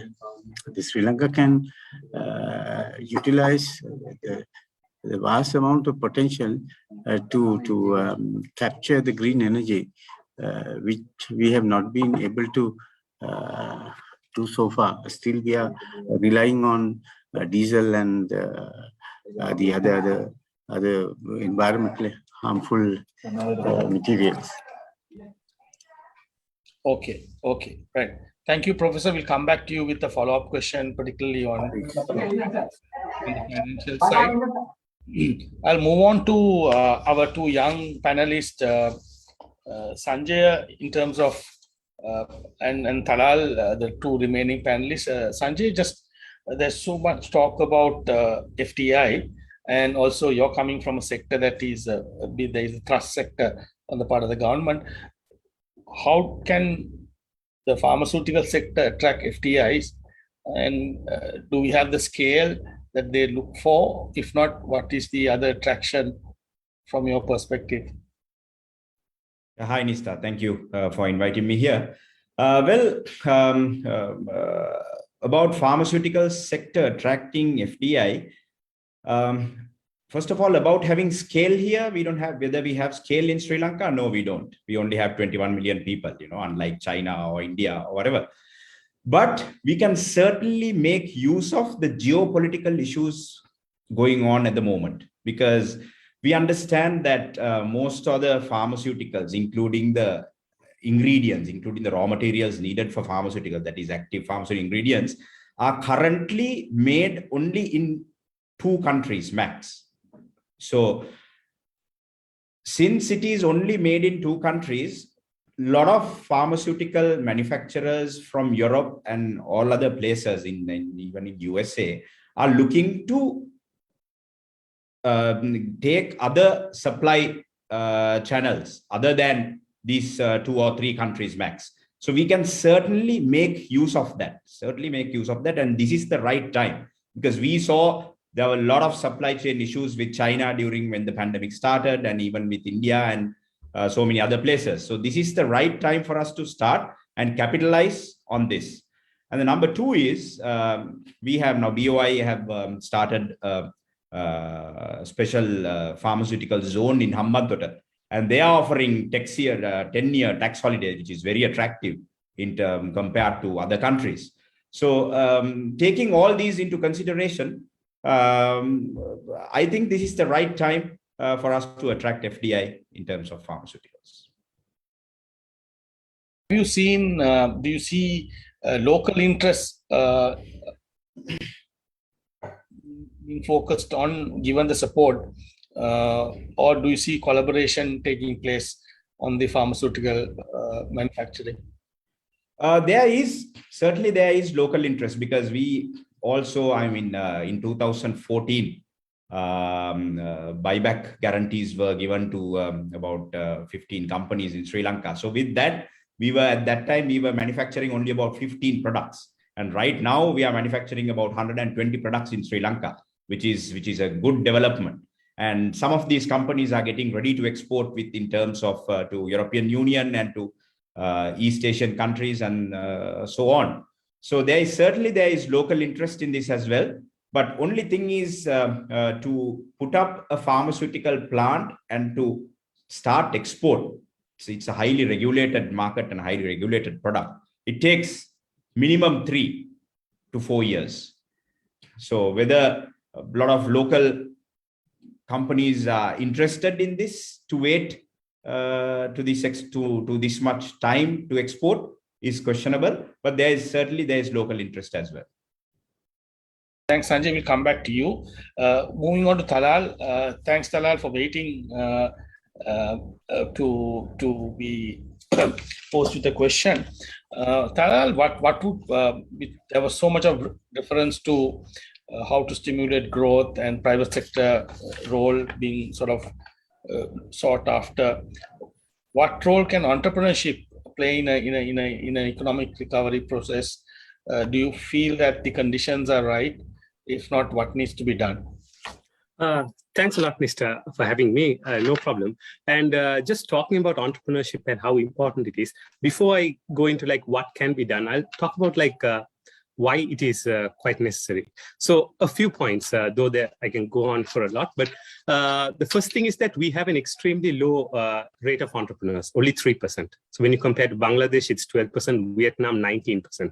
So we need more entrepreneurs to come in. And also the thing about innovation, like let's face it, like with the exception of Maldives, when it comes to GDP per capita, Sri Lanka is better than all the other countries in the region as far as GDP per capita is concerned. So we cannot compete on lower wages or cheaper labor. So we need to innovate. So startups and entrepreneurs are one of the best ways to bring in innovation to a country. And the third thing is the potential we have. So I currently serve on the Enterprise Operations Committee at Morato University. And at the same time, I also serve on the advisory board of a Silicon Valley VC firm. So I get to like compare firms in Silicon Valley and in Sri Lanka. And what you find is that when it comes to technical expertise and the potential we have, it's almost world-class. So the reason is that there are a few gaps in the entrepreneurship ecosystem. So a few ways, I mean, I can give a dozen, but due to time, I'll just give a few. So first thing, long-term is that we need to focus more on STEM education. So in Sri Lanka, currently the turnout is just around 5,000 STEM graduates a year.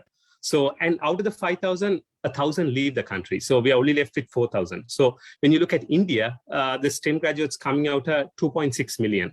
So, I mean, India is a larger country, but still like when you see per million, it's still 5 times more than Sri Lanka per million people. So we need to focus more on this. So that's one thing that I'm doing with Morato University. So currently designing an entrepreneurship program. And at the same time, I'm writing a piece with an ADB education specialist on the need for STEM there in the education system. So the other thing is policy. So in the ease of doing business at the World Bank, we rank at around 99th in the world. So for example, when you look at the country that's number 1, that's New Zealand, their company registration takes half a day. And most of the cost is, doesn't exist. So the advantage is most people want to register and come into the formal economy. So if we do that here, like more companies will come in and it will generate additional tax revenues for the government. The other thing is we need a one-stop place, like for things to get done. The BOI does for larger companies, but we need for entrepreneurs because at the beginning, they're faced with a lot of issues. Like you have to market, you have to take care of the investors, you have to put a strategy in. So if most of the approvals and taxation, everything can be done in one place and most can be digitized, that will be a good way to make life easier.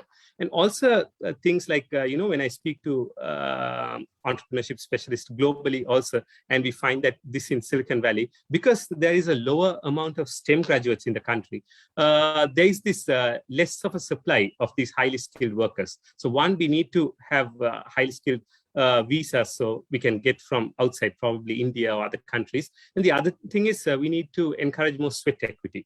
So that is like instead of paying them, you can pay them a minimum salary and give them equity shares of the company. So this is something that's very popular in Silicon Valley.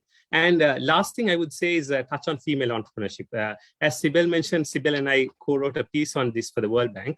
So the thing why we need that, it's because if you look at Sri Lanka, only 10% of the founders are female. And when it comes to startup founders, it's at around 4%. So there's a potential in these 3 areas. Thanks, Talal. We'll come back to you. Professor, Professor, you're online? Professor Bandara? Okay. Rajendra, I just want you to respond to what the professor said in terms of private financial sector need to do much more than what they are doing currently. Quick one as to how can the banking sector become resilient to support post-COVID recovery, particularly next year with the moratoriums coming to an end and maybe in a phased out manner. How can the banking sector be more resilient and carry the burden? So in terms of, sorry, can you hear me again? Can hear you. Thank you. Okay. So in terms of balance sheet resilience, I think in theory, the banks are very solid. I think what they need is to, I think, sharpen their agility in a few spaces to support the country's revival. What I'm going to do is to maybe touch on 4 or 5 specific areas which I think they can play a role. The first thing is we need to see an acceleration of fast tracking of this digital ID, which is our Sri Lankan's own version of Aadhaar. As far as I know, Nandan Nilankani, who ran this in India, 20 years ago, and we were talking about this, and we are still in the drawing stage. But I think if they can do this for 1.1 billion people, we still can't roll this out for 20 million. And that is absolutely fundamental in the middle of any financial inclusion process to make all what was told before workable. First point. Second point is, I think Jeevan briefly alluded to this, ease of customer onboarding. I think during the pandemic, the director payments and settlements rose to the occasion and gave some temporary relief on how banks could onboard customers instead of doing face-to-face. But I think now that the pandemic is coming to an end, or the worst phase, we need to keep that permanent, and it should be a permanent rollout so that, like world over, we should be able to onboard customers as fast as possible and give that experience. The third area is, I think you mentioned, and I think Ranjit Bandara mentioned this about banks not lending enough for these small guys. There is a reason behind that. You see, the whole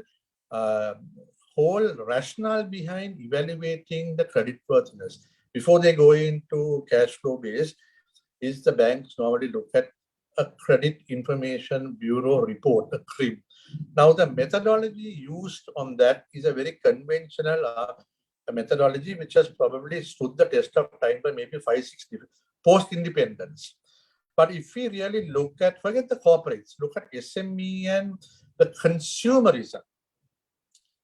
The way a consumer behaves is quite different from the way we normally look at this.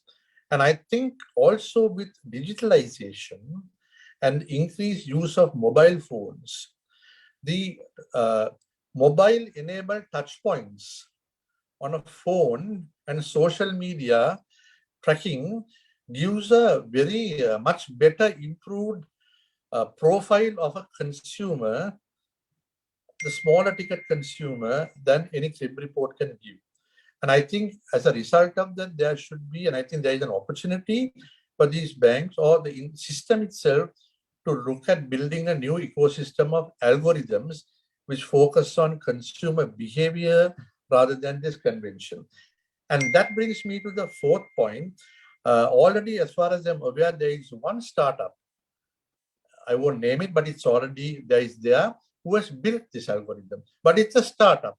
As a result of that, when they want to plug into mainstream banking, there is a barrier. There is a whole process one has to go through. And I think, as was briefly touched before, I think banks and bank supervision should not look at these guys as a separate, unknown, small quantity. If the big boys are not willing to rise to the occasion or be comfortable in their comfort zones, they should encourage these startup guys, whether they are in fintech or agri-tech or regtech or whatever you call it, to plug into the main system and bring in that agility. And that collaborative effort should, I think, also be supported by the central bank. And most recently, because I happen to chair the National Agenda Committee on Entrepreneurship, we recently gave birth to this thing called Council for Startups. And the Council for Startups in Sri Lanka under the Ceylon Chamber has now established contacts with its counterpart in Singapore. And one key learning which came out of Singapore is the startups, whether you're fintech or whatever tech, they don't need to necessarily only go through the Monetary Authority of Singapore to get applications approved. So this is something we have been trying to tell our local regulator also to rethink the conversation. The current regulation is that if any guy wants to come into a startup sandbox, a startup has to come through a bank. And with all due respect, having run 3 banks in this country, sometimes we are not aligned because you look at that guy and say he might be a threat to me. So I think we need to open the ecosystem. If a startup wants to experiment, the framework should be there to experiment and co-work with entrepreneurship. So I think that's a very important 4th point I want to say. The 5th area, I think, I'll just give you one more point. The 5th area, I think it should be cloud computing. The cost of computing has to be brought down, and world over, we have got into cloud spacing. Sri Lanka is still not got into that stage by allowing cloud in banking and financial services. We need to. And the final, in way back as 2015, our central bank, along with IFC and a number of banks, went and signed this thing called Sustainable Banking Initiative. But if you really just look between the paper in which it was inked and what we have looked today, how much of sustainable banking have we looked, especially when we have looked at a 2030 climate change, a zero carbon roadmap, etc. There isn't enough pushback on banks to actually walk the talk, and nor is there a pushback on increasing their compliance on measuring, tracking and tracing either their own initiatives or their customers' initiatives on carbon zero or sustainable banking initiatives. And I think this is one thing we need to also look. So 6 clear opportunities for the banking system to become more agile. Okay, thank you, Rajan. Thank you so much. Dhammika, I have one follow-up question to you. There is much expectation on this tax amnesty, with December being the deadline. How is government too ambitious, or do you feel that the tax amnesty can be more modified, made it more attractive, given and learning from some of the successes like from Pakistan and Indonesia?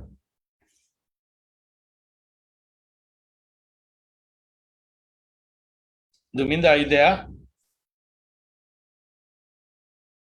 Okay, I think we may have maybe Ms. Dhammika. I want to, on behalf of the Daily FT and the co-partners of this webinar, I want to thank all the panelists for responding to the first round of questioning. I'll invite Dinesh Virakodi to take the second part based on drawing questions from the audience. Dinesh, over to you.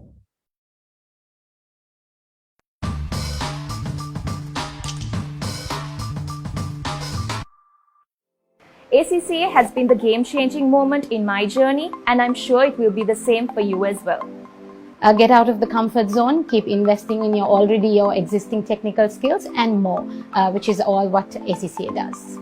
So ACCA definitely helped me in my career. I was able to achieve my career aspiration of being a head of finance of a $200 million business, and I was able to carry out that role very successfully, and it will definitely help in yours. It has helped me a lot to move across industries and to come to this level as being a CEO.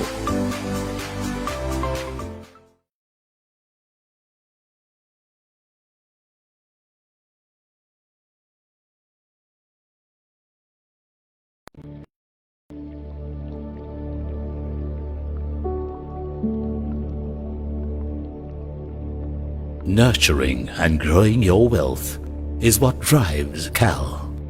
Because we firmly believe a family business is first and foremost a business family. Our new brand symbol is a representation of this philosophy, a design inspired by the interlaying weave of the nest, a universal symbol of trust, protection, and family. Home to the golden egg that symbolizes wealth and prosperity. A spherical form that represents dynamic movement, with the colors that represent trust, finance, innovation, and evolution. All coming together to embody a unique visual identity, ready to take on a world of endless possibilities.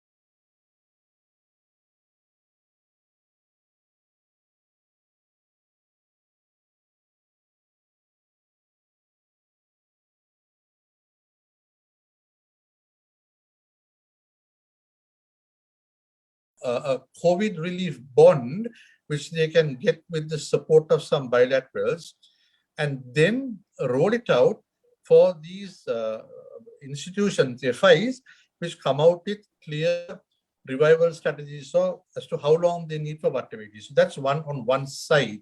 And then on the other side, I think from a financial resilience, I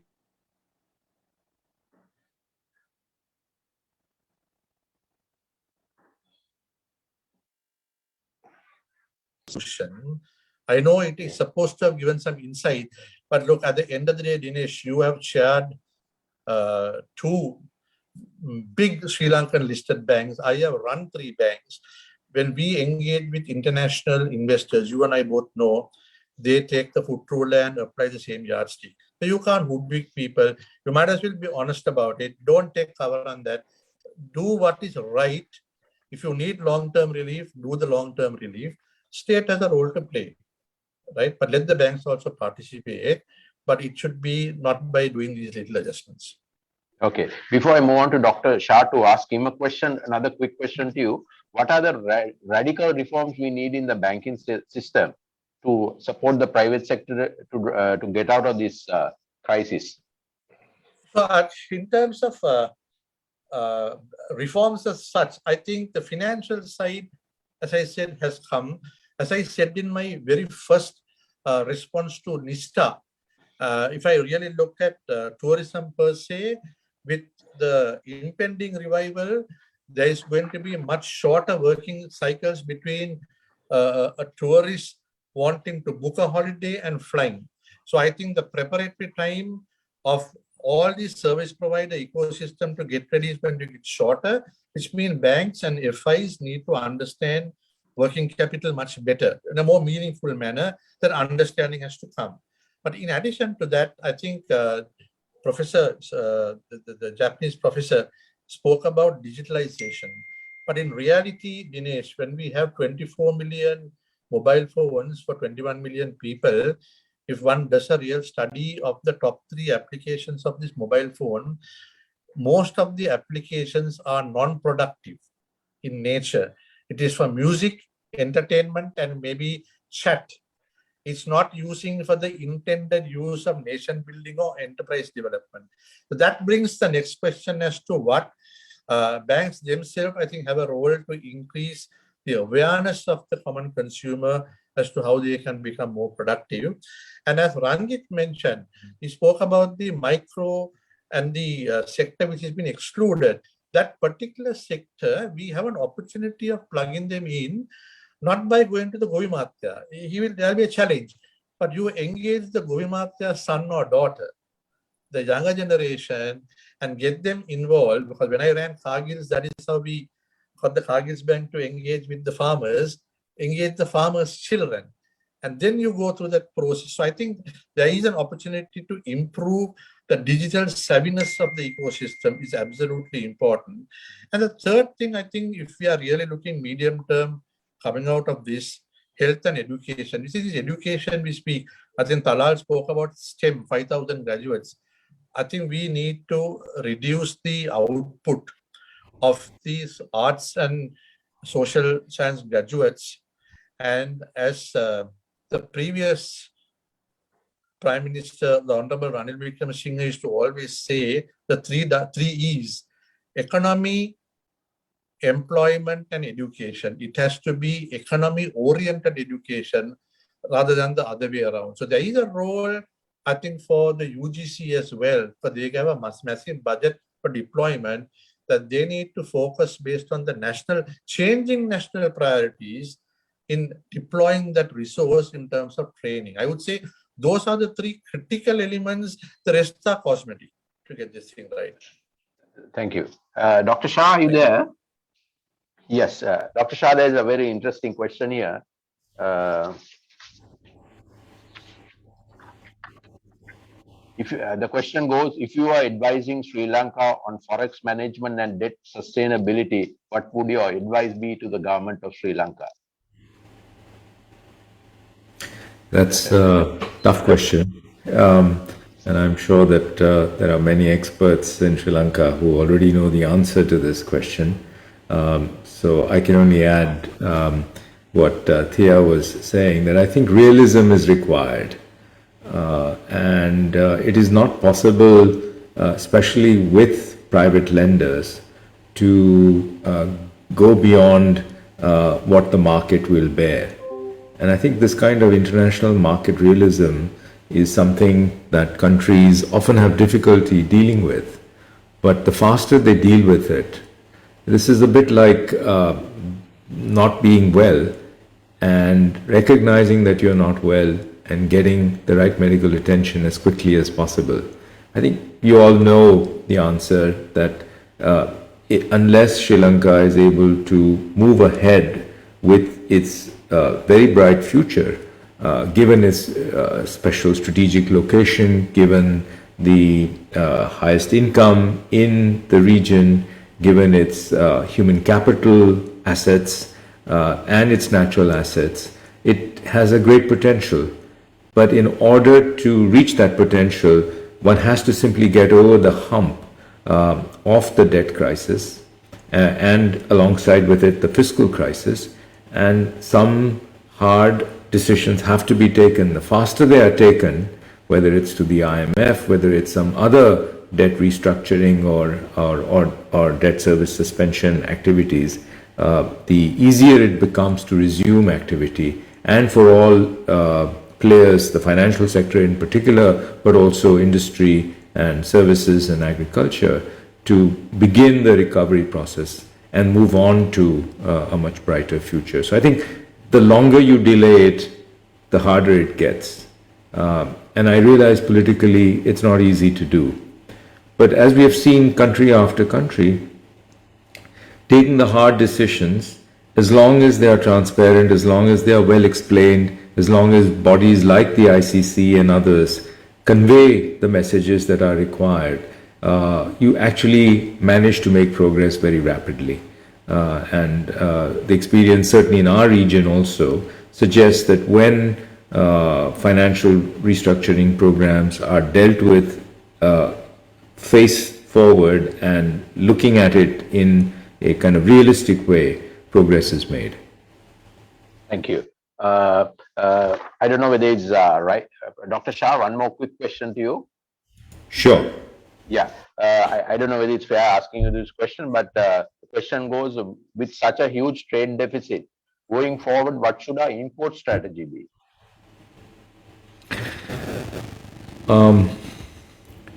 Currently, of course, you are dealing with a foreign exchange issue, and the import controls that have been imposed were perhaps necessary.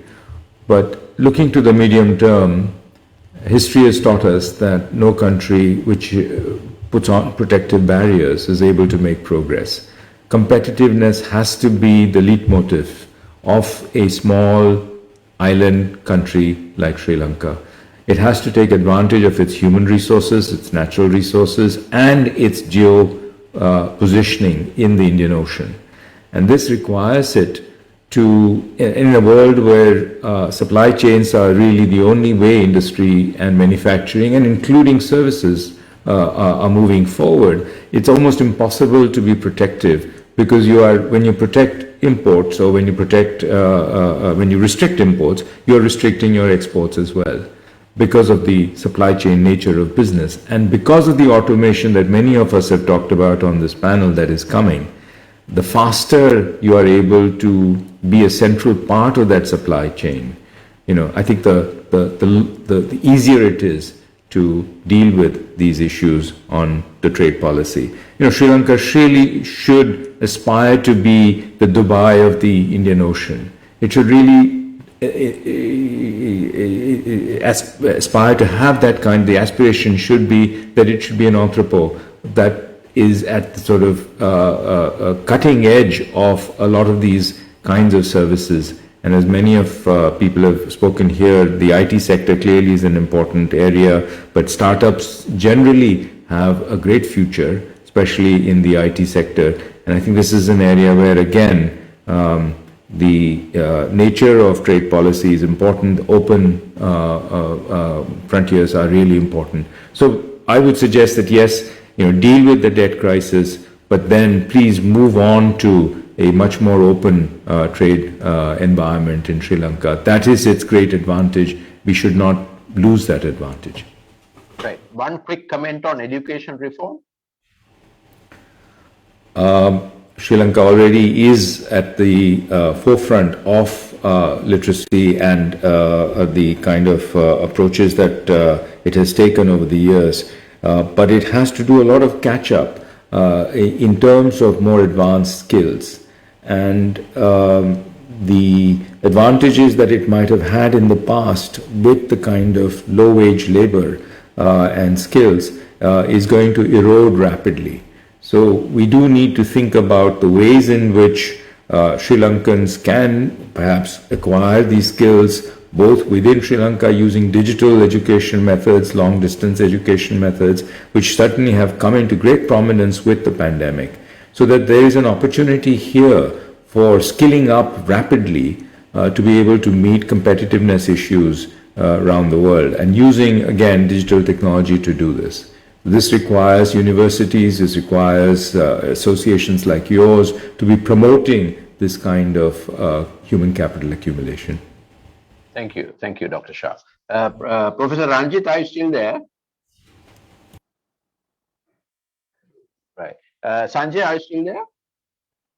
Yes, Dinesh. Yeah. Sanjay, you talked a lot about the pharmaceutical industry and stuff like that. Given the fact that we need to attract FDI, one of the biggest challenges we have is in skills, right? What is the pharma industry doing to build those skills?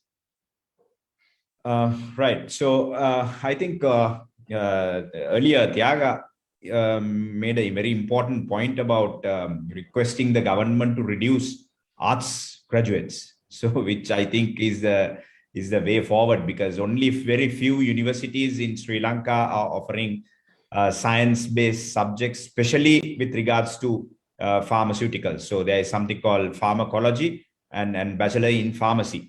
So only very few universities are offering that. Even though right now they're offering it, they come out without any practical experience, which we are actually, the Sri Lanka Pharmaceutical Manufacturers Association is working with University Grants Commission to do that. Then we are completely short of technicians also. So that also the Vocational Training Institute, we are working to do that. But right now, we are working on it. So we are talking about another 5-6 years. Yes, we will have a good talent pool.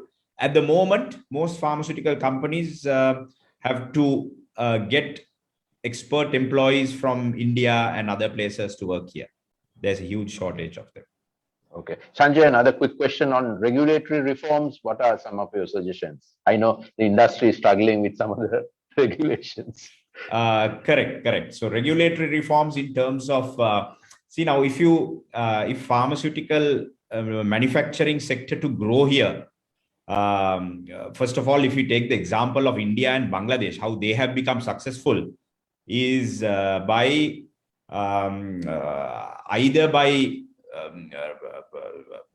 cutting down some of the imports or putting some sort of a duty or some sort of a cess on imports, which Sri Lanka is yet to do. So I think that kind of regulation is a must for the local pharmaceutical companies to come up and to flourish here. Okay. In terms of approvals and all, delays in approvals and... Well, I think a regulatory authority is right now working on digitalizing the system, right? I mean, it's quite a lot of issues going on with it right now. We've seen in news. Yes, approvals do take a long time, but I think that is world over.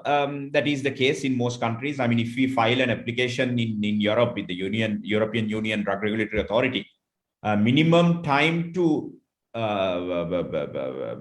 at that application, they take about 6 months. So in Sri Lanka, yes, we take about 8 to 10 months, but then again, it is fast track for local manufacturers, but all the imported pharmaceuticals, it takes a longer time. Yeah, one final question to you. What kind of support do you need from the government, given the fact that the government is aggressively pushing the pharma industry? Well, 2014 government gave a good support in terms of offering a buyback agreement. And then the successive government after that in 2015 continued and offered more buyback agreements to companies who are willing to invest. Right now, things are different and the policy is different at the moment. But then again, the support in terms of regulating all the imported medicines that's coming into the country without any sort of control, we should take some sort of regulation on that. Okay, thank you, Sanjay. Thanks Professor Ranjit, are you still there? So Talal, can I ask this final question from you? In terms of FTAs, should the government of Sri Lanka aggressively push for FTAs? Yes, I think like when you look at some of the ways that we can do or work would be, there's one thing that's interesting because I'm also on the advisory committee of the Export Development Board. So we find that between the year 2000 and 2015, Sri Lanka only had 7 new products in the export list. And that brought in $100 million. So that's like $14 million for each product. When you compare the same to Vietnam had 48 new products, which brought in $54 billion. So that's like on average, not only did Vietnam bring in more new products to the export list, but their value was like nearly 80 to 85 times more. So the reason for this is because one thing we noticed that even Vietnam, like Sri Lanka, apparel was their main sector. But then they, like Vietnam, Thailand, and even China, they moved on to manufacturing electronics machinery. But like we still stay on apparel. So as I mentioned at the beginning for my earlier question, innovation would be the number one thing to move. And the other thing is we also focus on exports. We always think of the domestic person has to do the exports. So this doesn't have to be so. I mean, like when you look at, for example, Thailand, they're a major auto exporter, but they hardly have any brands. And also when I speak to a lot of businessmen, they talk about, when it's usually exporting, like we have to have control of most of the supply chain. But it doesn't, I mean, now the supply chains globally are so huge that even if we can pick a small point, it'll be good. Like the good example would be like China, Apple. So there it's like only 7% of the value addition for Apple is done in China. And even for an economic manufacturing superpower like China, 43 components are brought into China to make an iPhone. Even China cannot do it on their own. So we kind of need to like bring in companies to do the thing, because the other reason is that it's also about technology transfer, knowledge sharing. Like at the beginning when China was developing, one of the things they did was they focused on FDI in specific industries where the local people did not have the knowledge. So it was always about learning and moving forward. And the other things is like sometimes our tariff rates are a bit high. So because we always have this notion that, import restrictions and export high. But one thing we have to notice that we find countries such as Singapore or Switzerland, where the import to GDP is quite high. And so export to GDP is also high. So you need to like import and export.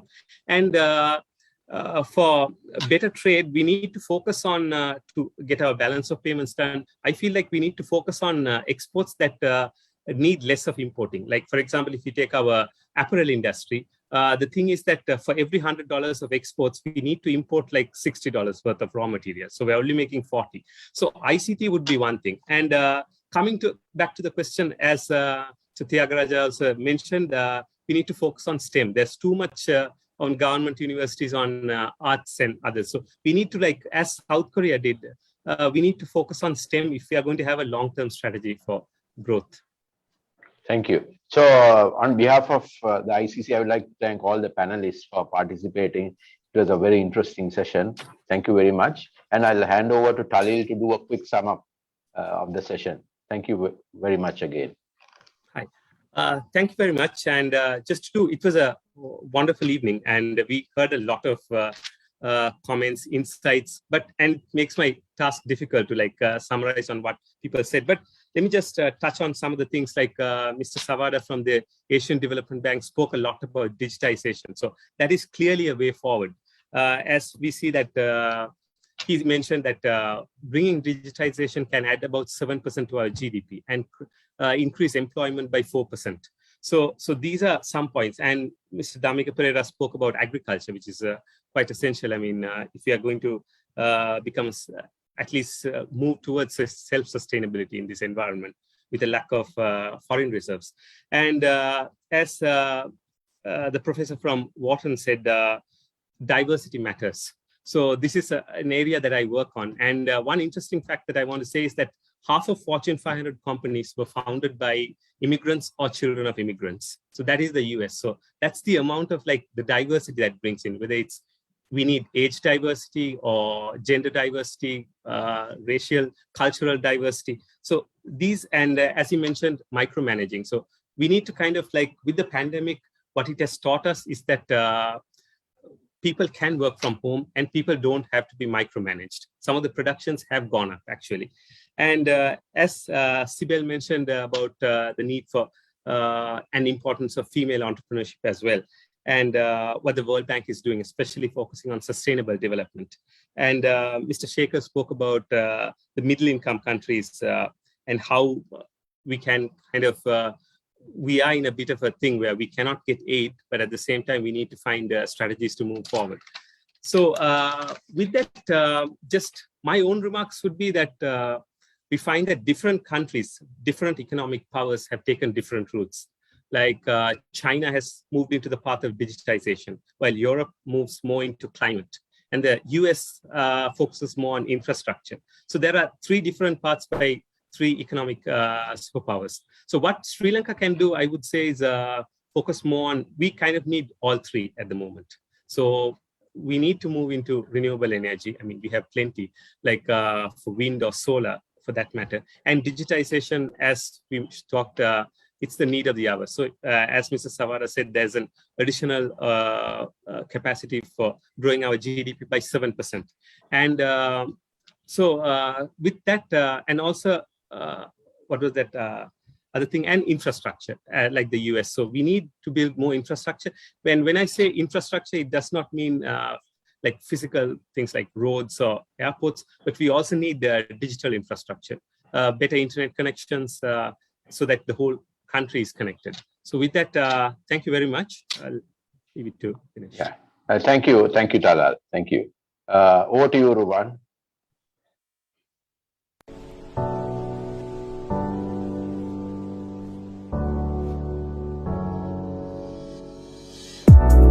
The International Chamber of Commerce Sri Lanka is the national office of the Paris-based business organization. The ICC comprises of membership of 45 million members in 130 countries. Trade facilitation, export and import and cross-border trade and issues relating to freight forwarding and many other matters of importance are addressed by the ICC. ICC Sri Lanka works through several committees to debate, discuss and suggest solutions on subjects related to the mandate of the Chamber. Each of these commissions are led by professionals in the committee, with many committees functioning. ICC includes a Membership Committee, International Relations Committee, Policy and Advocacy Committee, Training and Development Committee, Banking Committee. ICC is the sole authorized guaranteeing agency for ATIA. It's an internationally accepted customs document which enables duty-free and tax-free temporary importation of items as commercial samples. The ATIA reduces costs and red tape. The ICC is also known for its popular publications invaluable for bankers, lawyers, arbitrators and anyone involved in cross-border trade. Its members are provided with a member's privilege card which includes discounts with multiple retailers.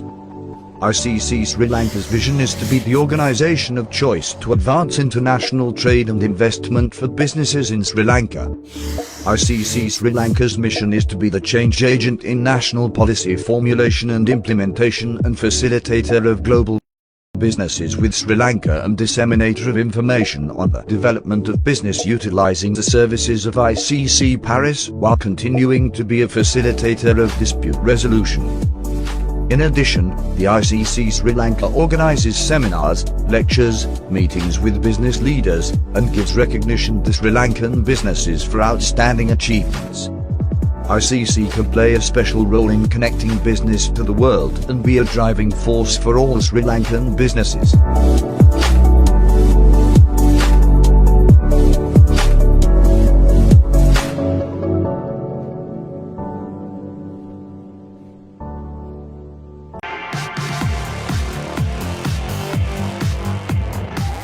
you seek for business, look for insightfulness. If you seek for politics, look for anticipation. If you value lifestyle, look for the extraordinary. If you love sports, look for the passion. Daily FT. Be empowered.